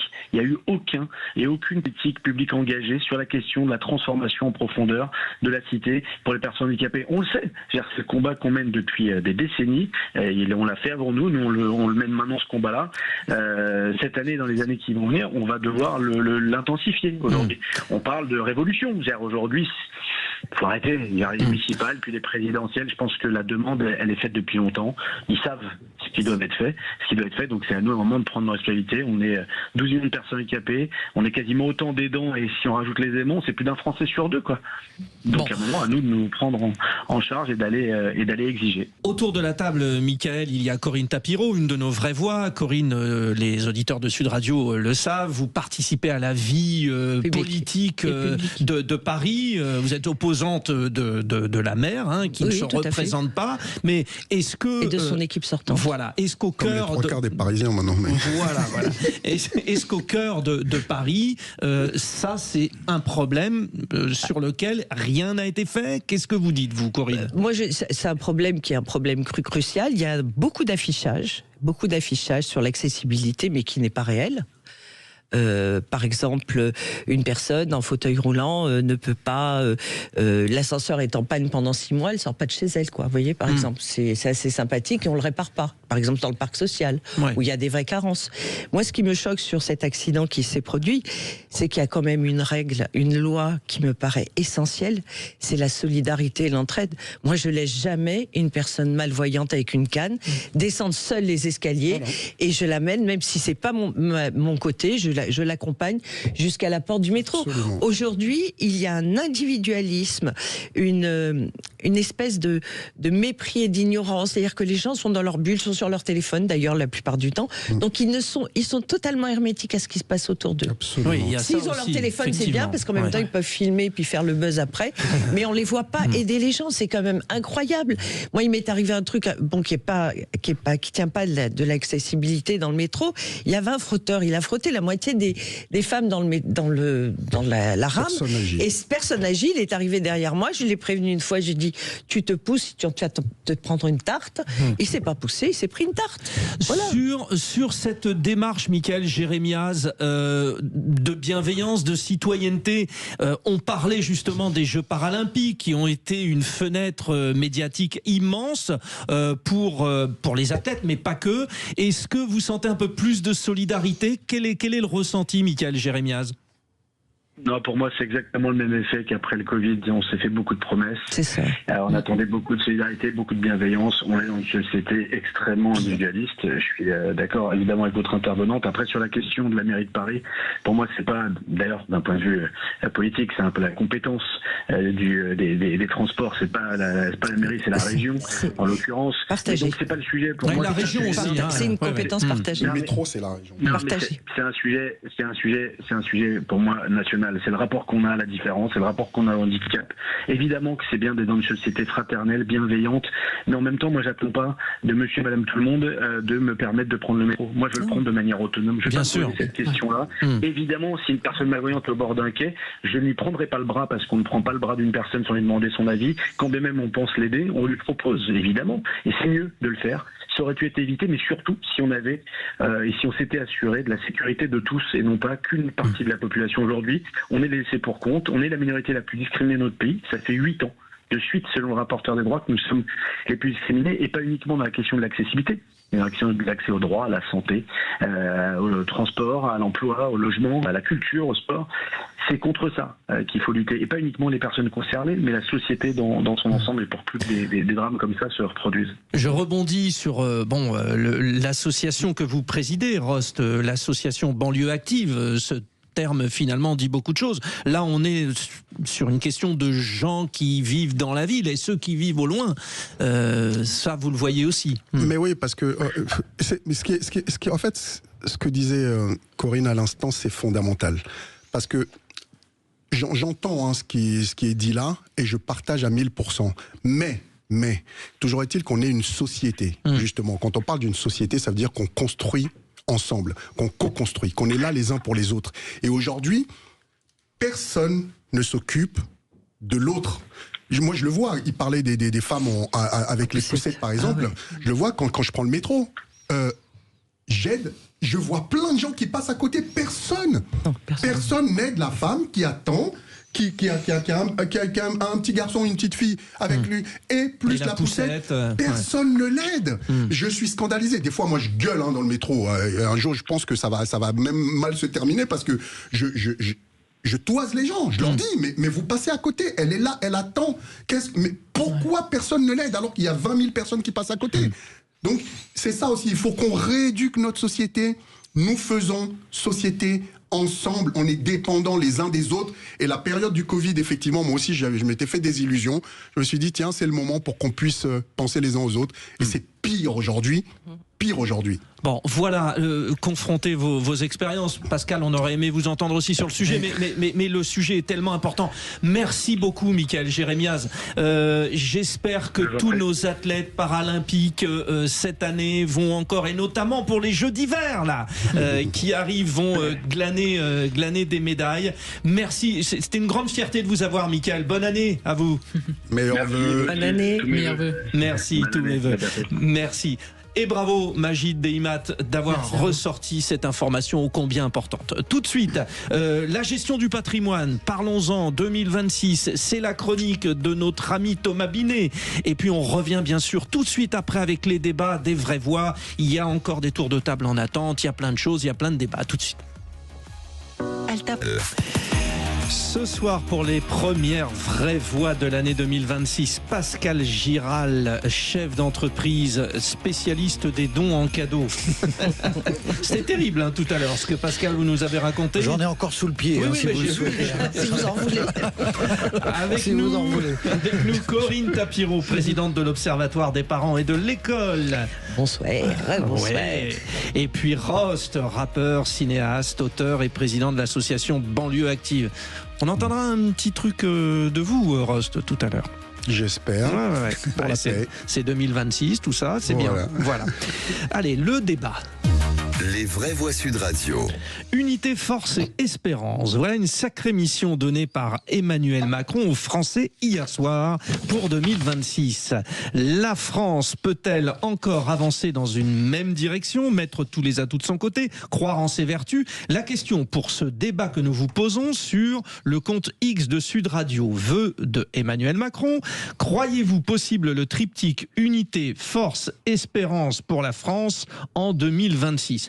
Donnez-nous votre point de vue aussi au 0826 300 300. Zach est au standard, il vous attend. Et puis donc, vous donnez votre avis aussi sur le compte X de Sud Radio. J'aimerais que nous écoutions avant justement ce petit montage qu'a réalisé Maxime Sénat, notre réalisateur, où il est question de ces 3 vœux par le président de la République. On peut avoir pour notre nation 3 vœux. D'abord un vœu d'unité. Quels que soient les défis, notre histoire nous enseigne que nous pouvons tout relever, tout affronter si nous savons rester unis. N'oublions donc jamais que nos raisons de vivre ensemble sont chaque jour plus fortes que ce qui peut nous diviser. Mon deuxième vœu est un vœu de force, d'indépendance. Alors que la loi du plus fort tente de s'imposer dans les affaires du monde et que notre Europe est assaillie de toutes parts, nous devons défendre notre indépendance et nos libertés. Mon dernier vœu est un vœu d'espérance. Espérance pour nous-mêmes et pour nos enfants. Ne renonçons pas. Ne renonçons pas au progrès. Encore possible à condition de le bâtir, de travailler dur, d'investir dans la durée et de reconnaître que les avancées véritables ne se font pas en un jour, mais qu'elles prennent parfois le temps d'une génération. Croyez-vous possible le triptyque unité, force, espérance pour la France en 2026? Vous dites non à 94%. Bien. Pascal Giral, vous y croyez? Ah non, moi j'y crois pas, je viens d'écouter là. Je viens d'écouter et je me demandais si c'était Emmanuel Macron ou Léon XIV qui parlait. Parce que il dit rien, il y a rien d'exceptionnel. Non mais c'est des vœux, c'est-à-dire que... non. Oui, mais non, moi par exemple, hier j'ai dit à ma femme, je te souhaite plein de bonheur, de la santé, tout ça. Elle aurait pu me dire... c'est parce qu'elle t'aime. Moi ça me rassure parce que j'ai noté 2 choses dans son discours. La première, c'est que pour les élections présidentielles en 2027, il s'occupait de tout. Donc on est rassuré, on est sûr que ça va bien se passer. C'est la première fois qu'il se présente pas depuis 10 ans, il a dit. L'autre chose, c'est qu'il a dit qu'on allait passer une année utile en 2026, qui suppose que les précédentes ne l'étaient pas. Donc c'est plutôt rassurant. Moi, je trouve que l'un dans l'autre, il y a du bon, il y a du mauvais. Alors, auditeur de Sud Radio, vous êtes fier d'un projet, vous le présentez à des amis, vous appelez Pascal Giral, il va vous le démonter dans le projet, mais alors, comme il faut, ce soit un projet de loi, des vœux, il vous le démontera. Rost, réaction, unité possible, espérance. Alors, c'est vrai que ces vœux étaient quand même morbides hier, mais... Alors, j'ai pas pour habitude de le défendre, mais je pense qu'on est quand même dans une période quand même très sombre pour notre pays. On a les glissements vers les extrêmes. On a la démocratisation de la parole raciste, antisémite en permanence. Et je pense que si on ne prend pas conscience, moi je le répète ici et je le redis, si on ne prend pas conscience qu'on est en train de glisser vers le gouffre, tous, nous allons y aller. Les gens qui pensent qu'ils vont s'en sortir parce qu'ils ont la haine des autres, ou ils valorisent la haine des autres, personne n'en sortira indemne. Personne. Ce sur quoi vous inspirez le plus, vous insistez le plus, c'est l'aspect unité finalement. Parce que c'est fondamental. En fait, c'est progressif. S'il y a unité, il y aura force et il y aura espérance. Corinne Tapireau, qu'avez-vous pensé du président de la République? Il est génial quand il dit ça, non? Alors moi, j'ai trouvé génial qu'il parle pas plus de 9 minutes, donc ça, je l'en remercierai jamais assez. J'ai trouvé le ton monocorde et essoufflé, fatigué. Il n'y croyait pas lui-même. Et pourtant, c'est enregistré, c'est pas en direct. Oui, il aurait dû le refaire. Hein. Je ne sais pas qui est sa coach de théâtre, mais là, il fallait le refaire. Hein. Moi, ce qui m'a surprise, c'est l'espérance. Quand il commence par ces trois points, la guerre, ensuite l'interdiction des réseaux sociaux, pour enchaîner sur la fin de vie. Je pense qu'on peut faire mieux, comme Espérance a livré aux Français une veille de 31 décembre. Globalement, on est toujours dans le faucon Yaka. J'ai remarqué qu'il considérait que c'est la première fois depuis 10 ans qu'il ne sera pas candidat et qu'il ne se lancera pas dans la bataille. Je veux juste lui rappeler que la dernière échéance, il n'a pas fait campagne, donc il n'a pas été dans la bataille de la campagne. Si, il l'a fait sur un laps de temps court. Non, il n'a pas fait campagne. Je suis désolée, il n'a pas fait. Je suis désolée, il n'y a pas eu de campagne. Chirac et Mitterrand l'avaient fait aussi d'une certaine manière. Sarko avait fait campagne quand même. Non, je suis désolée, il n'a pas fait. Oui, mais bon, il n'a pas fait campagne. Pour Sarko. Je veux juste lui rappeler qu'il a été élu les deux fois, non pas sur son programme, mais par rejet de Marine Le Pen. Donc ça, il ne faut pas qu'il l'occulte. Et qu'à force de désespérer les Français, il aboutit au résultat inverse de ce qu'il voulait, c'est de faire monter le Front National, le Rassemblement National, pardon. Lapsus révélateur. Oui, enfin bon, de toute façon, c'est tellement proche comme nom que... Bon, je pense qu'il y a quand même eu beaucoup de mutations, mais après, bon, je ne suis pas une spécialiste du Rassemblement National. S'ils avaient voulu vraiment rompre, ils auraient changé de nom, parce que... Oui, je pense que c'était... il y avait quand même une forte opposition à l'intérieur des baronnies, mais on est quand même sur 2 quinquennats qui ont produit les effets que tout le monde voulait voir s'éloigner. Maintenant, moi, j'ai pas vu un seul mot d'espérance là-dedans. Pour ce qui est de la force et de l'unité, on se ridiculise à chaque fois qu'on parle à l'étranger. J'ai un peu de mal à comprendre où on va, quoi. Et moi, je suis très inquiète pour l'avenir. Bon, parce que je souhaite bien du plaisir à celui qui reprendra la place de Macron. C'est un sentiment assez général, mais c'est un petit peu ce qu'on se disait après Hollande, c'est un petit peu ce qu'on se disait après Sarkozy. Hollande avait eu les attentats, Sarkozy la crise des subprimes, Chirac c'était plus possible, Mitterrand aussi, il y avait des cohabitations. Donc, vous voyez, je fais l'avocat du diable. Oui. Pascal Giral, il y a quand même une possibilité. Alors, j'aurais... Tiens, non, c'est pas à vous que je pose la question. Si, je vous pose quand même la question. Comment on arrive à faire unité? On peut pas. Non, Pascal. Non, c'est pas possible, Pascal. Il est premier dans un concours de circonstances et il est dernier dans l'ordre des présidents appréciés de la 5e République. Non, mais d'une manière générale, si on sort de cette présidence, par exemple, la France peut encore faire union, unité. Mais sans lui, alors. Lui, je pense. Oui, alors pas avec lui. Mais si, par exemple, c'est pas lui, mais enfin, c'est pas lui dont tout dépend non plus. Comme disait Corinne, ça dépendra des compétences du prochain. Évidemment, si on choisit bien celui, parce qu'ils sont pas nombreux à vouloir y aller non plus, hein, quand même, succéder. Bon, on verra. Je ne sais pas quoi vous répondre sur ce sujet. Je pense que, évidemment, le discours était ce qu'on attendait. Merci, oui, que le discours n'ait fait que 9 minutes, parce que il n'a rien dit. Je ne sais pas quoi vous dire sur le sujet, parce que c'était un discours lénifiant, sans contenu, véritablement rassurant. Pour un 1er janvier, on aurait pu faire mieux, quoi. Et le mot de la fin sur ce petit débat, Rost, comment on fait pour faire unité? Vous, c'est votre travail au quotidien, finalement, non? Bah oui, parce que je pense que les gens ont l'impression qu'on peut s'en sortir seul, chacun de notre côté, ou avec des groupes qui ont des intérêts complètement divergents. Si on ne refait pas société ensemble, si on ne refait pas de nation ensemble, si on n'a pas conscience, si on ne prend pas conscience de ça, on ne s'en sortira pas. Arrêtons d'attendre après les politiques.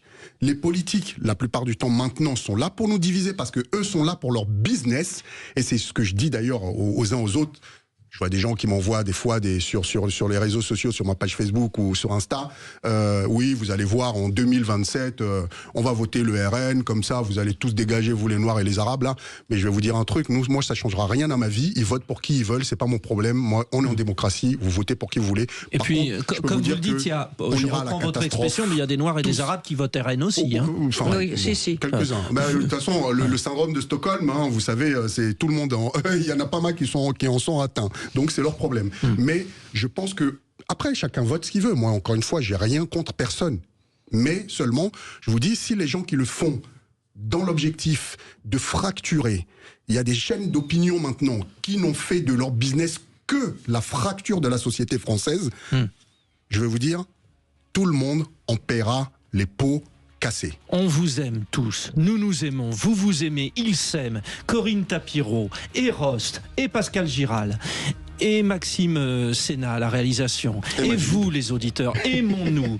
Et en ce 1er janvier 2026, je voudrais vous dire ô combien vous êtes beaux tous. Merci Frédéric. Faisons société. Vous aussi avec vos... Dans un instant, Père Frédéric. Dans un instant, nous parlerons des Légions d'honneur, parce qu'évidemment, à force de dire tout cela, nous méritons la Légion d'honneur. Bon, certains l'ont eu, je vous attends là-dessus aussi, les auditeurs. On vous pose la question, la Légion d'honneur, pour vous, l'attribution des Légions d'honneur est devenue logique, pertinente, inégale, injuste. Allez sur le compte X tout de suite. Sud Radio. Sud Radio. Parlons vrai. Parlons vrai. Sud Radio. Parlons vrai. 18h-20h, Frédéric Brandel. Les vraies voix, la première de 2026 avec Pascal Giral, chef d'entreprise, Corinne Tapireau, présidente de l'Observatoire des parents et de l'école à Paris, et puis Rost, le rappeur, cinéaste, président de l'association Banlieue Active. Nous y sommes. La question du soir. 616 récipiendaires pour la seule promotion du 1er janvier 2026.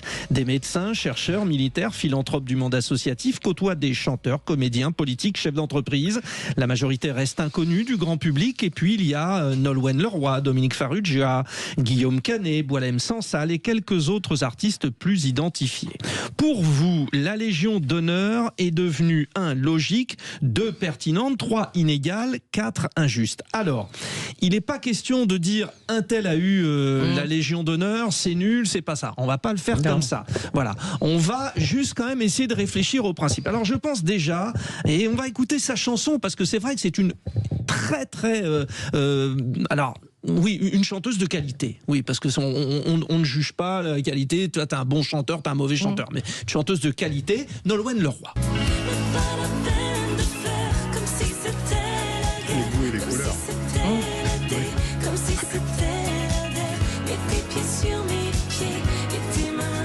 Il y a eu pire qu'elle, la Légion d'honneur. Oui. Alors, oui. Voilà, vous venez d'entendre Pascal Giral.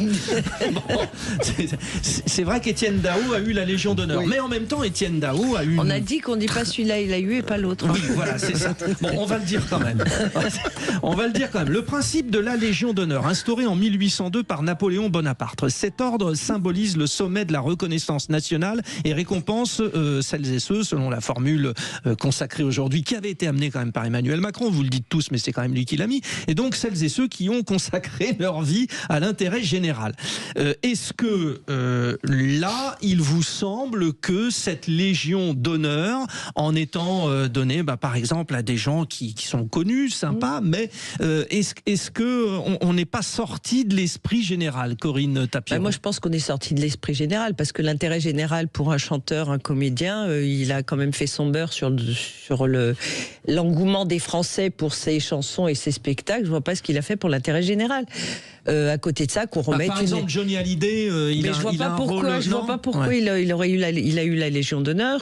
Qu'on donne la Légion d'honneur à un Beltrame, à des figures emblématiques. Le gendarme qui a été victime de l'attentat en essayant de sauver les victimes. En se substituant à un otage.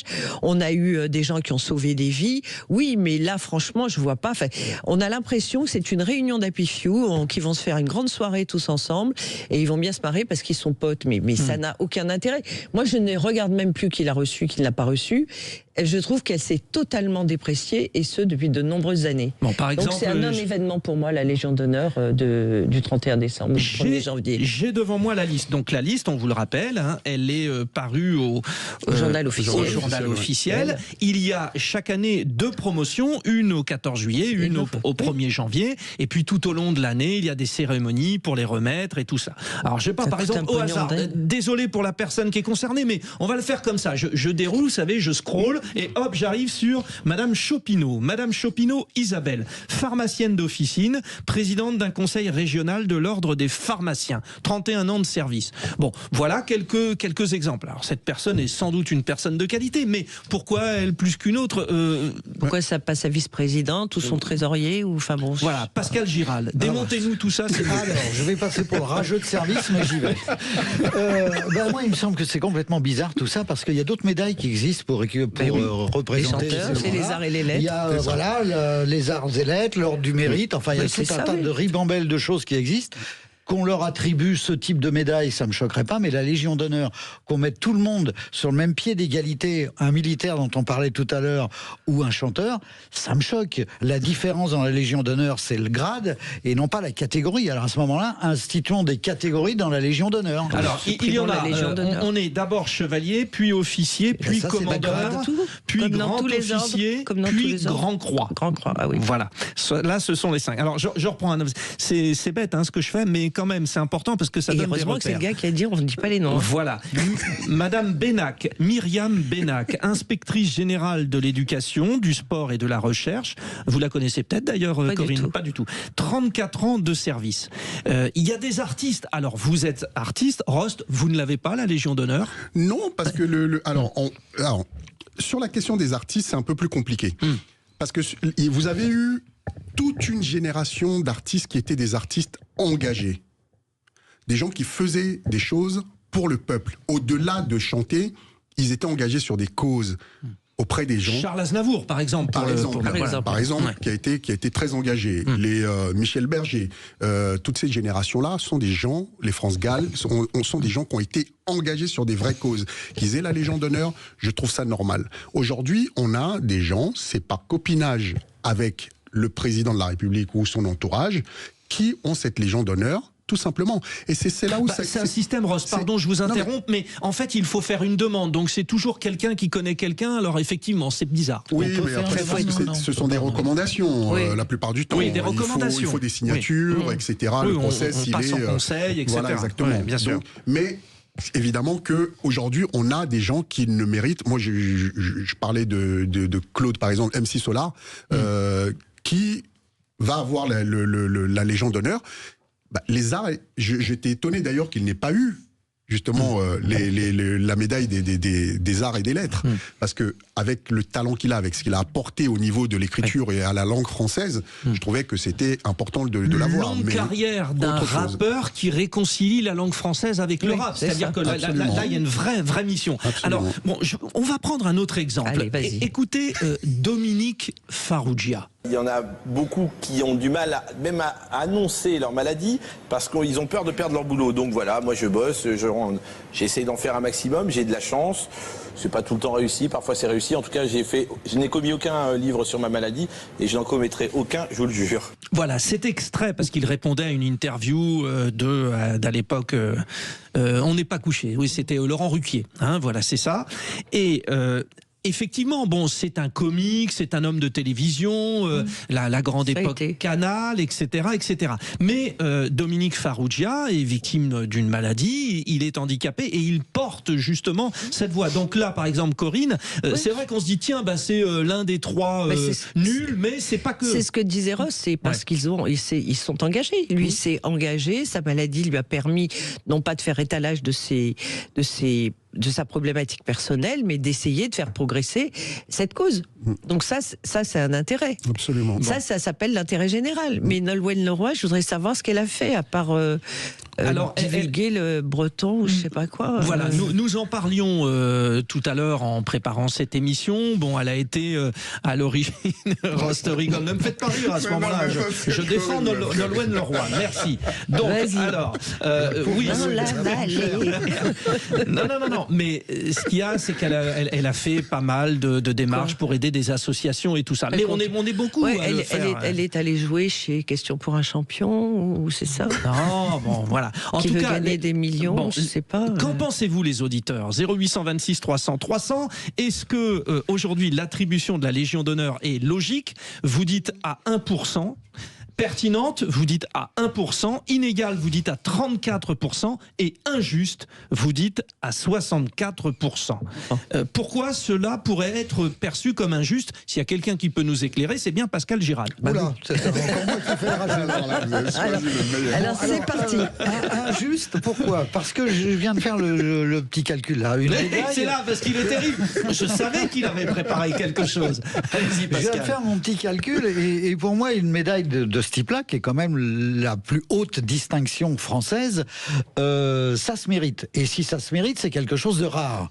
Or, quand on récompense 616 personnes, ça fait 2 personnes par jour, soit 12 par semaine, ça me paraît pas très exceptionnel comme distinction. Déjà, ouais. Voilà. Bon, voilà, c'est tout. C'était juste un petit calcul. 6 mois, compter sur 6 mois ou compter sur un an? C'est sur un an, je crois. Ah ben non, parce qu'il y a 2 promotions dans l'année. Il y a 2 promotions. Oui, c'est le 14 juillet. Oui, 14 juillet. Alors oui, c'est encore moins rare. Ah, c'est un pire alors. Ça fait 4 par jour et 24 par semaine. Bon. Ah ouais. Par exemple, sur la précédente, en juillet, ça c'était en janvier 2025.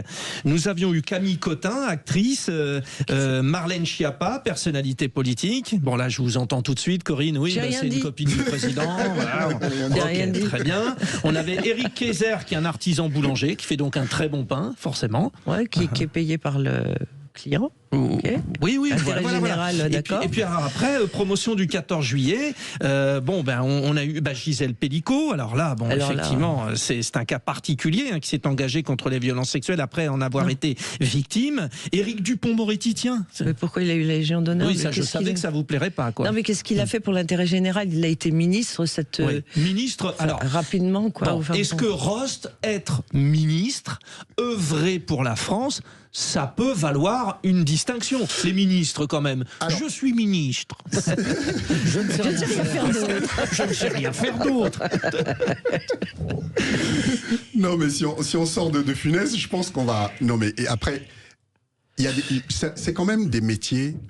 Moi qui ai beaucoup travaillé avec les politiques, qui accompagnais beaucoup de politiques, franchement... c'est pas simple ce qu'ils font. Non. Être sur le terrain, j'ai fait beaucoup de campagnes, que ce soit les municipales, les législatives, les régionales ou les 2 présidentielles. Avec le Rassemblement national, hein, c'est ça. Ah non, pardon, excusez-moi, je me trompe. Oui, c'est ça, oui. mais c'est vrai que quand vous êtes sur le terrain, vous voyez quand même que ceux qui en tout cas font ça avec sincérité, c'est quand même d'une violence inouïe. Ah oui, c'est un sacerdoce énorme. C'est la raison pour laquelle moi j'ai toujours refusé d'ailleurs tout ce qu'on m'a proposé, de me présenter dans tel ou tel endroit ou dans tel truc. En politique, je veux bien les accompagner derrière, sans problème, les conseiller, etc. Mais par contre, franchement, je pourrais pas faire ce qu'ils font parce que... Moi, je pense qu'il y a une vraie violence en politique. Elle est à 2 niveaux. Hein. Elle est sur le mécontentement, quand on dit on a porté de baffe, donc on se fait copieusement... insulter, engueuler pour tout et rien. Et puis il y a l'autre violence, alors celle que je trouve qui est plus personnelle, c'est lorsqu'on se rend compte que l'ensemble des politiques n'a aucun effet sur la misère des gens. Et ça me... Absolument. Je trouve que c'est d'une violence inouïe. Et on se dit comment ceux qui sont les législateurs sont à des années-lumière des réalités. On a par exemple des seuils d'aide qui sont dépassés de 1 ou 10 euros. Paf, la personne elle n'a plus rien, elle se retrouve dans un dénuement terrible. Les gens qui se retrouvent à la rue, on a un scandale terrible en France, à Paris notamment, c'est que lorsque des gens sont expulsés pour X, Y, Z raison, on les loge dans des hôtels dits sociaux qui arrivent à coûter 3 à 5 000 euros par mois. Plus cher que si on payait la petite dette de 2 000 euros, enfin payer, apporter une aide. Et ça, c'est des vraies violences. C'est très violent de se rendre compte parfois de l'inutilité de ce qui a été apporté comme réponse aux problématiques. Je vous en ai trouvé un sympa. Un sympa, un récipiendaire sur les 616. Qu'on n'a pas choisi. Alors, encore une fois, madame, il n'est pas question de dire que vous méritiez ou pas, parce que déjà, bravo, je voudrais vous féliciter déjà. Mais bon, je lis, madame Lechard, Patricia Lechard, directrice de projet au sein de la direction de la législation fiscale. 32 ans de service pour nous trouver des impôts, c'est beau quand même. Bah oui, vous allez dire, c'est moi c'est pas moi qui complique. Peut-être que c'est elle qui a fait votre contrôle fiscal. C'est elle l'auteur des dons, de la loi sur les dons. Et vous savez, on a 20 secondes pour écouter le dernier de la promotion, mais peut-être pas le premier, enfin, ou le dernier, ou je sais pas, enfin bon, il l'a eu aussi. Bravo Jean-Paul Rouve. Et moi c'est Tuche, avec un T, comme t'es là. T'es là ou t'es pas là? T'es pas là? Bah où t'es que t'es? Où c'est que t'es pas là? T'es pas là, où c'est que t'es là? T'es là! T'es là ou t'es pas là avec un T? Comme Tuche, comme t'es là! Tuche, t'es là! Eh bien ça, vous savez quoi? Ça vaut la Légion d'honneur. Dans un instant, nous revenons les vraies voix pour ce premier chantier 2026. À tout de suite. Sud Radio. Sud Radio. Parlons vrai. Parlons vrai. Sud Radio. Parlons vrai. Dans un... Frédéric Brandel. Les vraies voix, le 1er janvier 2026, nos 3 vraies voix qui sont avec nous pour vous éclairer, pour vous accompagner et des fois pour démonter un petit peu tout ce qu'il y a autour de nous. Je pense à Pascal Giral, chef d'entreprise. Je ne démonte pas. Vous narrez bien. Eh bien, narrez. C'est un conteur. Corinne Tapiro, présidente de l'Observatoire des parents et de l'école, et puis Rost, rappeur, cinéaste, auteur et président de l'association Banlieue Active. C'est une demi-heure qui est consacrée à 2026. Je vous ai demandé les uns et les autres de faire le point, de faire des perspectives, etc., etc. Mais avant, parce que cette période se veut nécessairement ludique, il le faut, j'appelle René Chiche. René Chiche, bonsoir. Bonsoir à tous et bonne année mes amis. Bonne année René. Bonne année. Merci. René Chiche, vous êtes à ce jour l'un des plus grands spécialistes du cinéma. On est d'accord? Ah bah là pour l'instant je peux dire que oui, vous avez raison. Bon, il n'y a pas meilleur que vous, on est d'accord? On est d'accord. On est Pierre Tchernia, à part Pierre Tchernia. Vous êtes rédacteur en chef cinéma du site ID Box. Je voulais faire avec vous... ID Books. Oui, mais vous êtes anglophone. C'est vrai que 2 O, vous savez, 2 O, ça fait où, effectivement. Voilà. idbooks.com. 2025 n'a pas été une grande année pour le cinéma. En 2-3 mots, vos flops et vos tops, René. Bon, alors ça a été une mauvaise année puisqu'il y a eu à peu près 15 ou 20% d'entrées en moins que l'an dernier.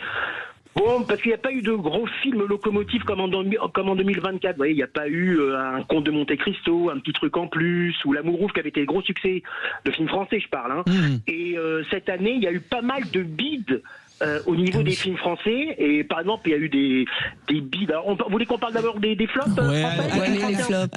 Allez-y, mais ne dites pas les tuches parce qu'il y a quand même un chevalier de la Légion d'honneur. Non, les tuches ça a été un succès, mais c'est un succès relatif par rapport aux autres. Ça n'a pas été un énorme succès comme les autres. Par contre, il y a eu un flop par rapport au budget qu'il avait, c'était le film de Cédric Guinez, 42 millions d'euros de budget qui n'a fait qu'1,4 million, alors qu'il espérait en faire 3 ou 4 millions. Le titre, c'était quoi le titre? C'était Chien 51, pardon. Chien 51. Voilà. Mais surtout le plus gros bide, c'est L'homme qui rétrécit avec Jean Dujardin. Vous voyez, comme quoi on peut être une grande star populaire. Si quand on n'attire pas les gens, on n'attire pas. Là, c'était le bide de l'année pour les films français. Je parle des films français. C'est dommage, parce que c'est un hommage à vous, René Chiche, hein, L'homme qui rétrécit, non? Non, c'est l'homme qui tombe très bien l'année, vous. Voilà. Bon, quand on se verra, nous nous expliquerons. René, et les tops pour 2025?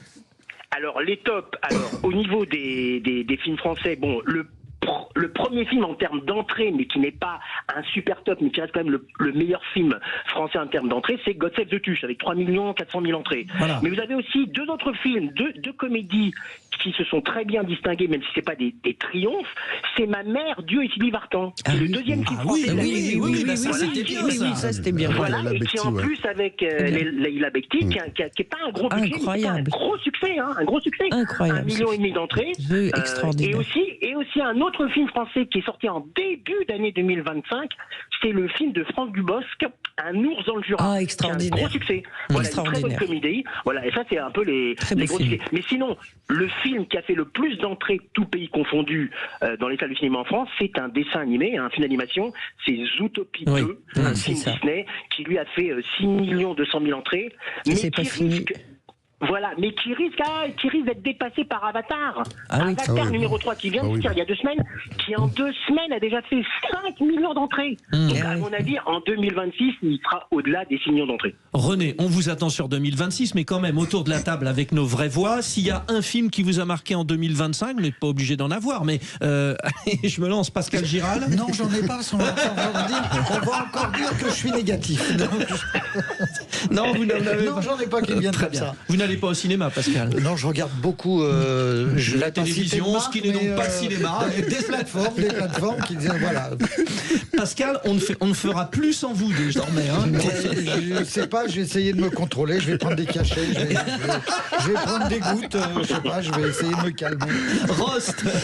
Non, mais moi je pense que quand le CNC arrêtera d'être une mafia qui finance que leurs propres amis, et je pense que le cinéma français s'engrandirait et à faire venir justement des nouveaux talents issus de divers univers. Et là, je pense que le cinéma français y retrouvera des couleurs. Message à la faux au passage. Et Corinne? Moi, j'ai beaucoup aimé Sylvie Vartan. J'ai beaucoup aimé Un ours aussi. Moi, je crois que le cinéma français souffre aujourd'hui de montrer toutes les misères du monde en permanence. Et je crois que les gens ne vont pas au cinéma pour voir ça. Ça leur donne pas suffisamment le moral en sortant. Donc, ils n'y vont pas. Il y a eu de très beaux films sur l'Iran, d'ailleurs, sur la condition des femmes en Iran ces dernières années, qui ont eu beaucoup de succès, mais qui ont eu quand même très peu de publicité, ce qui est fort dommage. On va en parler justement dans un instant. Alors, René Chiche, 2026 s'annonce exceptionnel. Oui, il y a beaucoup de films qui sont attendus pour 2026. Maintenant, ça ne veut pas dire que ça fera des entrées. Vous savez, il faut avoir envie d'aller voir des films. C'est parce qu'il y a des films importants qui s'annoncent que les spectateurs peuvent y aller. Ça, c'est vraiment un peu les secrets du cinéma. Alors, si je dois vous citer par exemple 2-3 films français qui sont attendus pour 2026, on a par exemple le film avec Pierre Ninet, qui a triomphé avec Le Comte de Monte Cristo en 2024, qui s'appelle Gourou, qui sortira le 28 janvier, qui est un excellent film, mais je ne sais pas s'il fera les records du Comte de Monte Cristo. Ça sort le 28 janvier, je l'ai déjà vu. Vous avez aussi 2 autres gros films. Alors il y a un film sur Jean Moulin qui sortira en octobre. Ça va être un succès. Qui sortira en octobre avec Gilles Lelouch dans le rôle de Moulin. Et vous avez aussi un autre film, alors un peu dans la même période d'ailleurs, la même période historique, c'est sur De Gaulle. Ça s'appelle La Bataille de Gaulle. C'est 2 films en 2. C'est un film en 2 parties avec Simon Abkarian dans le rôle du général De Gaulle, qui raconte en fait l'entrée en résistance de Gaulle en juin 40. Et c'est un film à grand spectacle, une belle épopée. Maintenant, est-ce que les spectateurs français auront envie d'aller voir ces films? Je sais pas, mais si, nous autour de la table, si. Pascal Giral, oui, vous avez envie? Bah oui, bien sûr. Alors c'est bon, on y va. Je peux vous dire, ça va faire un succès. Voilà. Et sinon, pour un petit peu poursuivre dans la série des films attendus, alors les films étrangers, alors vous avez disons 3-4 gros films parmi beaucoup d'autres, hein, je peux pas tous les citer. Alors, mais citez-en vous avez 3. Le Diable s'habille en Prada, numéro 2, qui sort le 29 avril. Ça, c'est assez attendu. Vous avez aussi le nouveau Steven Spielberg dans la lignée de Rencontre du troisième type, qui s'appelle Disclosure Day, qui sortira en juin. Et comme je sais que vous aimez beaucoup la musique, mon cher Frédéric, il y a un biopic qui est dans les tiroirs depuis 2024. Allez-y, annoncez-le, c'est... Voilà, c'est Michael, qui sortira le 22 avril. C'est le biopic sur Michael Jackson. Ah oui. Avec le neveu de Michael Jackson dans le rôle de son oncle, Jafar Jackson, qui est le fils de Jermaine Jackson, l'un des frères. Et c'est un film qui a été tourné en 2024 et qui était dans les tiroirs parce que la famille Jackson n'était pas d'accord avec la fin, parce que la fin du film abordait un peu les problèmes, vous savez, de pédophilie, etc., de Michael. Donc ça a été un petit peu mis dans les tiroirs. Et en plus, c'est un grand producteur qui le produit, puisque c'est le producteur, entre autres, de Bohemian Rhapsody, c'est le film sur Freddie Mercury. C'est un très beau film, ça. Voilà, et qui est le producteur. Donc c'est qu'un film qui sera attendu à la fois par les fans de Michael Jackson, mais aussi, je pense, par ceux qui aiment le cinéma, quoi. René Chiche, vous savez que forcément, Maxime Sénat, notre réalisateur, va nous mettre l'eau à la bouche. Ah oui. Ah voilà. Ça va être fantastique, ça. Ah ouais, ça a l'air. Ça va danser dans la salle. Vous l'avez pas encore vu, René, hein? Non, on l'a pas encore vu, mais il y a quand même je sais pas si vous savez, il y a quand même une bande-annonce qui circule sur Internet, qui a déjà été vue par 200 millions de vues en l'espace de quelques jours, quoi. C'est énorme. Quand même. Merci René, excellente année. Vous êtes notre spécialiste cinéma et on vous adore, vous le savez, quoi. Ah ben moi je vous adore aussi et je vous embrasse tous. Et bonne année. Oui, c'est pour ça que je dis ça, c'est pour que vous nous le redisiez en échange, effectivement. Merci René. Les vœux. Alors, les vœux pour 2026. Vous vouliez revenir, Corinne Tapireau, sur un fait d'actualité. Oui. Hein, et parce que ça bouge en Iran et c'est peut-être un grand espoir que vous voulez mettre en avant. Alors moi, je voudrais mettre en avant ce phénomène en disant All Eyes on Iran.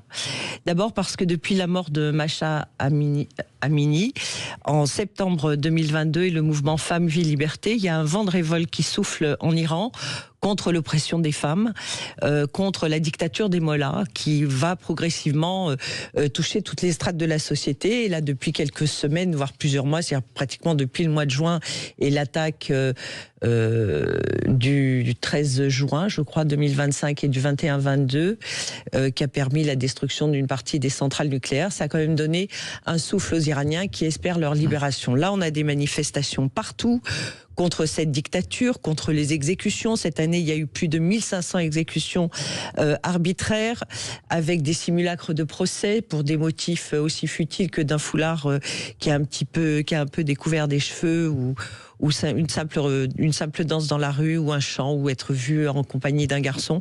Donc c'est absolument dramatique ce qui se passe en Iran. À côté de ça, il y a toute la révolte qui est liée à la pénurie d'eau, parce que le peuple iranien est dans une situation extrêmement complexe entre la pénurie. Il y a un embargo, hein, forcément. Alors il y a un embargo, bien sûr, mais il y a une pénurie d'eau qui est due à la mauvaise, au mauvais entretien des infrastructures. On a une hyperinflation. Le rial, c'est à 42 000 rials pour 1 euro, ce qui est complètement délirant. Les prix ont augmenté de 52%. Les commerces sont fermés. Les gens sont extrêmement malmenés par un pouvoir qui gouverne sans partage, qui refuse la réalité d'élections démocratiques en supprimant les opposants ou en les embastillant. Donc il y a une vraie espérance. Et moi, je veux saluer le travail que font l'association Femmes Azidi et Mona Jafarian pour faire connaître l'ensemble de cette situation. Et je suis révoltée qu'on ne parle pas de ce qui se passe en Iran, que l'Occident n'aille pas les aider.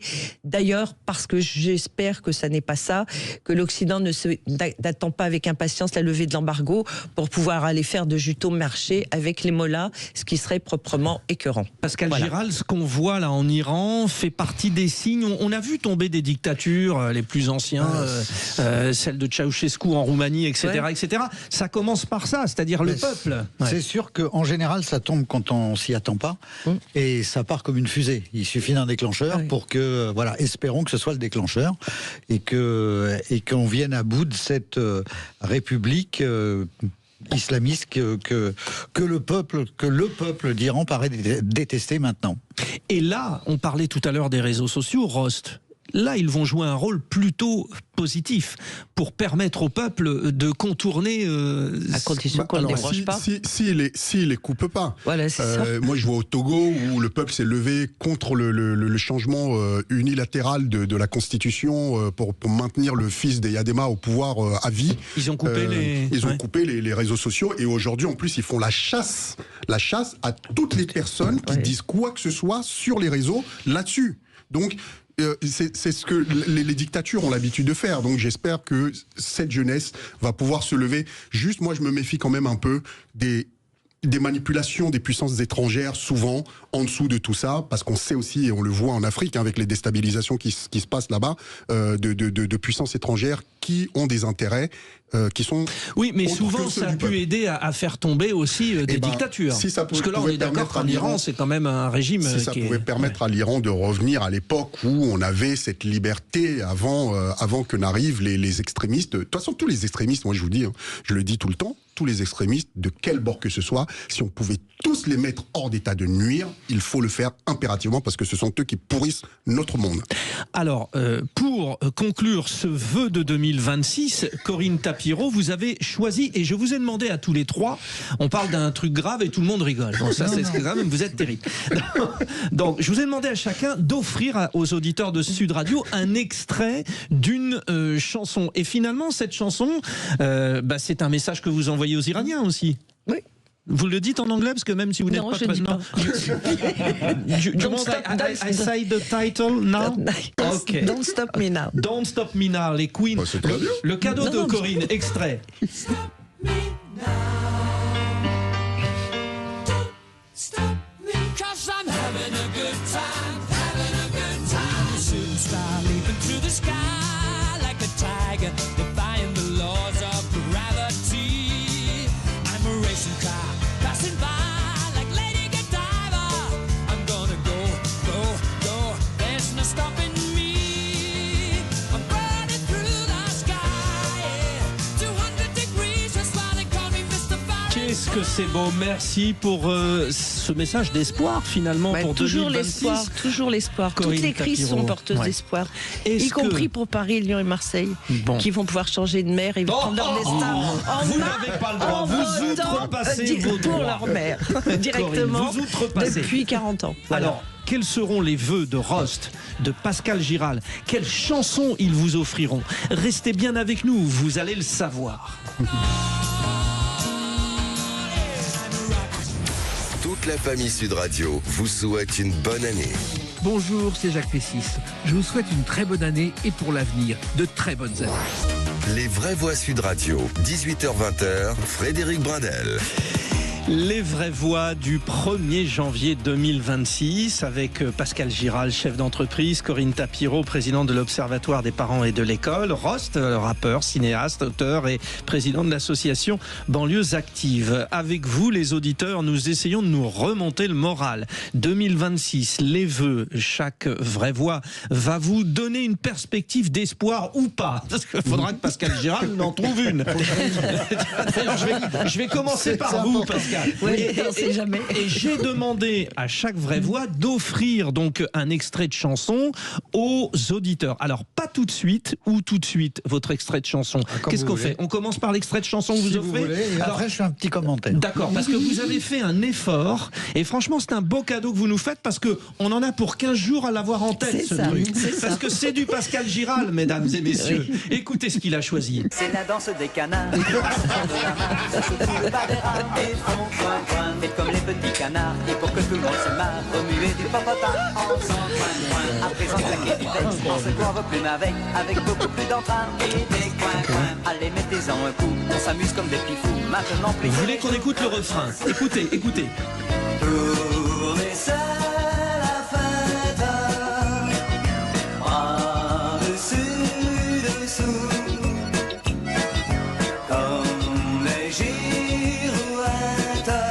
c'est super chouette, c'est extra fou. Merci Pascal. Donc, Pascal Girard, nous l'avons en tête maintenant toute la soirée. C'est bon.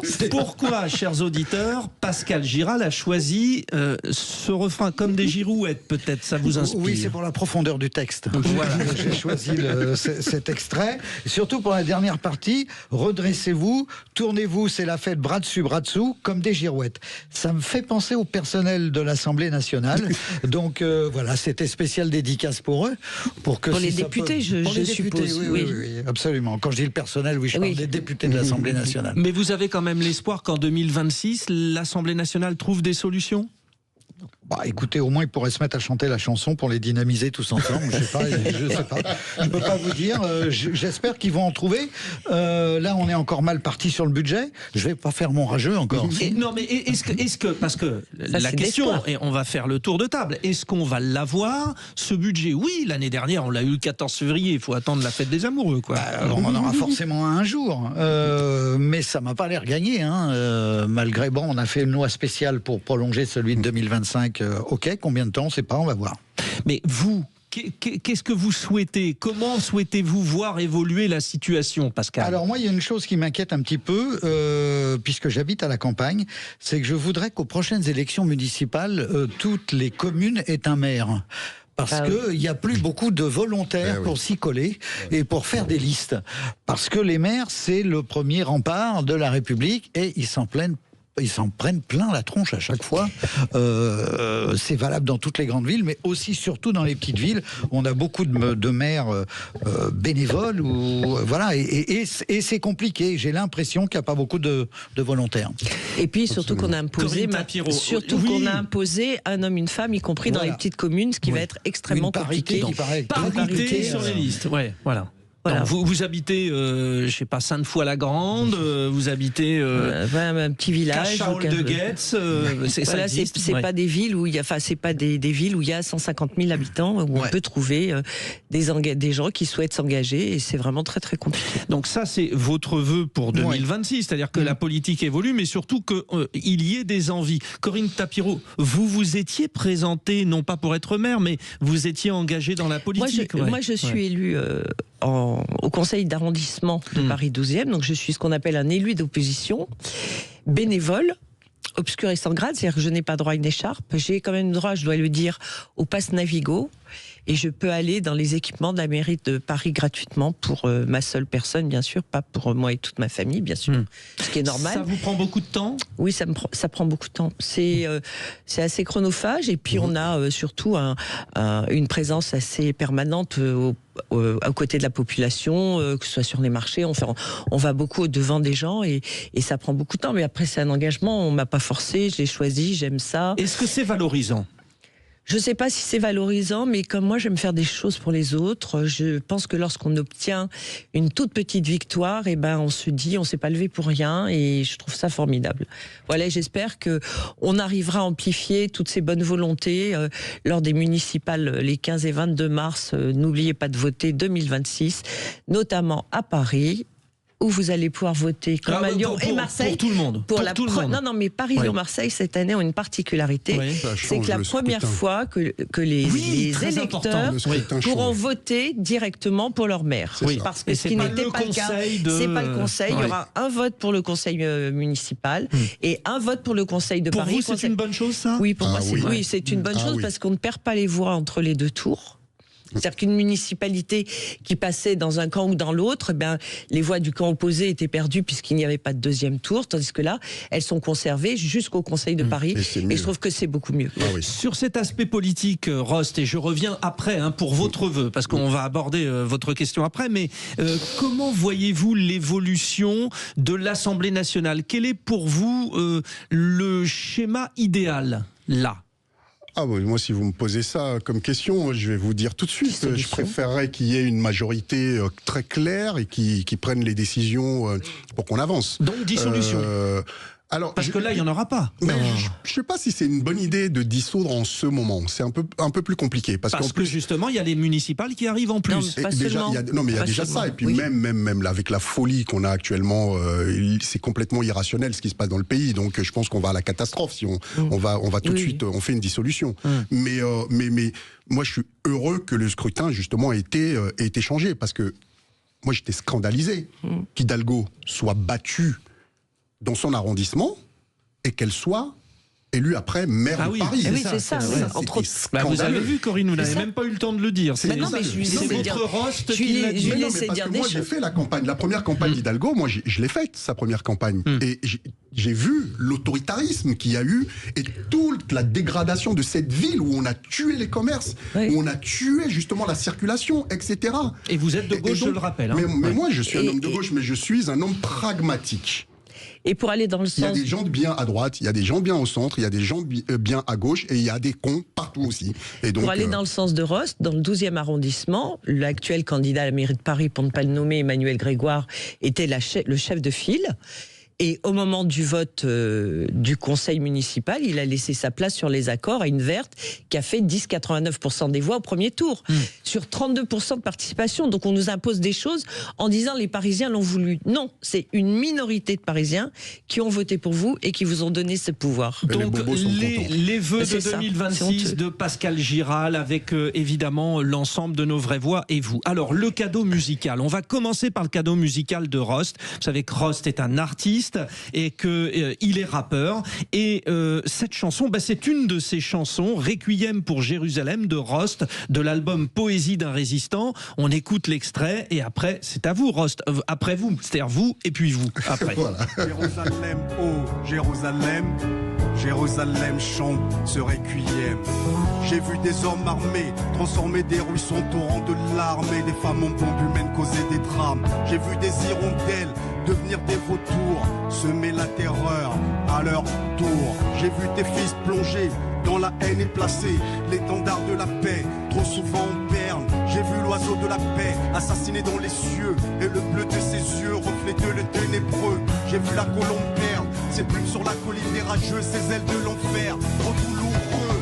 Jérusalem, oh Jérusalem, Jérusalem chante ce requiem. Jérusalem, oh Jérusalem. Rost avec la version enregistrée et la voix de Rost derrière au micro de Sud Radio. Je peux vous faire... Alors, Rost, moi je suis passionné d'Al Jarreau, Michel Jonas, etc. Et un peu moins du rap, mais... Qu'est-ce que ça fait du bien d'entendre un rap avec des vrais musiciens derrière. Il y a une batterie, il y a une basse. Voilà, je voulais juste vous dire ça. Le témoignage de paix de cette très belle chanson, Requiem pour Jérusalem, l'enchaînement des mots est savoureux. C'est quoi? C'est la paix, vous l'avez dit, votre vœu pour 2026. Mais oui, parce que, alors évidemment, je souhaite d'abord, avant tout, aux uns aux autres, la santé, parce que c'est la priorité, c'est la plus belle des richesses qu'on puisse avoir, c'est vraiment la santé. Mais on est dans un monde qui est très troublé, dans une société qui est très troublée, et il faut inlassablement qu'on répète la paix. La paix, elle est fondamentale. Elle ne se décrète pas, elle se construit, mais elle se construit aussi avec l'ouverture d'esprit, la capacité à tolérer nos divergences, de débattre dans le respect des uns et des autres. Même si on n'est pas d'accord, on peut quand même s'apprécier et s'aimer. Et c'est ça que je transmets. Et ce titre que j'avais écrit déjà, c'était en 2010, ce titre. Et ça, c'était l'interprétation sur l'émission de Frédéric Tadei à l'époque avec mes musiciens. Et cet album, de toute façon, c'est que de la composition. Il n'y a qu'avec des vrais musiciens. Il y a des pianos-voix, violon, violoncelle. Il y a même un titre où je reprends le canon de Pachelbel, où je rappe uniquement sur les violons. Donc, il faut qu'on continue. Nous, les artistes, on dit, c'était Brel qui disait, un artiste, c'est quelqu'un qui a mal au monde. Eh ben, moi, j'ai mal à ce monde. Et notre devoir est de nous battre pour que la paix revienne, coûte que coûte. C'est notre devoir. L'équilibre, la paix, Pascal Giral, on le trouve comment? Le fait d'avoir, par exemple, une États-Unis forte face à une Chine forte et un équilibre qui tenait le monde à l'époque en deux camps. Ouais. Oui, je dis quelque chose. Oui, allez-y. Ah, bon. Oui, non, mais ça va mal finir, surtout. Ce qui fait peur pour 2026, c'est les volontés de la Chine d'envahir Taïwan. Oui. Je vais vous dire pourquoi. J'ai besoin de changer mon électroménager. Je voudrais pas que ça soit. Oui, on est dépendant totalement. Non, mais ça c'est votre côté provocateur. Mais effectivement, on est dépendant des composants. Oui, voilà. Je le dis avec humour, mais on est dépendant de tellement de choses et de la réaction de nos chers dictateurs dans le monde qui nous entoure que on ne sait pas à quoi s'attendre pour 2026. Une Union européenne plutôt forte, c'est une des assurances pour la paix ou pas, Corinne Tapiro? Moi, j'ai l'impression que l'Europe, c'est une vaste cacophonie en ce moment et que je vois pas comment on peut en faire une force militaire ou en tout cas une force de défense. Ça me paraît extrêmement compliqué, d'abord parce que les ressources entre pays sont parfaitement disparates, les moyens humains le sont aussi, et les moyens en armement également. Donc non, moi je n'y crois pas vraiment. Et les intérêts. Et les intérêts, évidemment. J'oublie sans oublier les intérêts, c'est une évidence. Eh bien, modestement, je voulais vous offrir une de mes chansons fétiches qui sera votre bonne année à 2026 à tous. Écoutez, c'est le grand Claude Nougaro. Avant de quitter la vie terrestre, si l'on fait les comptes honnêtement, les animaux malades de la peste sont plus nombreux que les bien portants. Peu de joie pour beaucoup de tourments. Et pourtant, chacun regrette l'horrible planète, la planète bleue, où l'on eut l'honneur de naître et disparaître. Eh oui, elle n'est pas belle, notre terre. Oui. Merci à vous trois de nous avoir accompagnés pour cette première émission. Rose, Pascal Giral, Corinne Tapiro et toute l'équipe autour. Allez, Zach,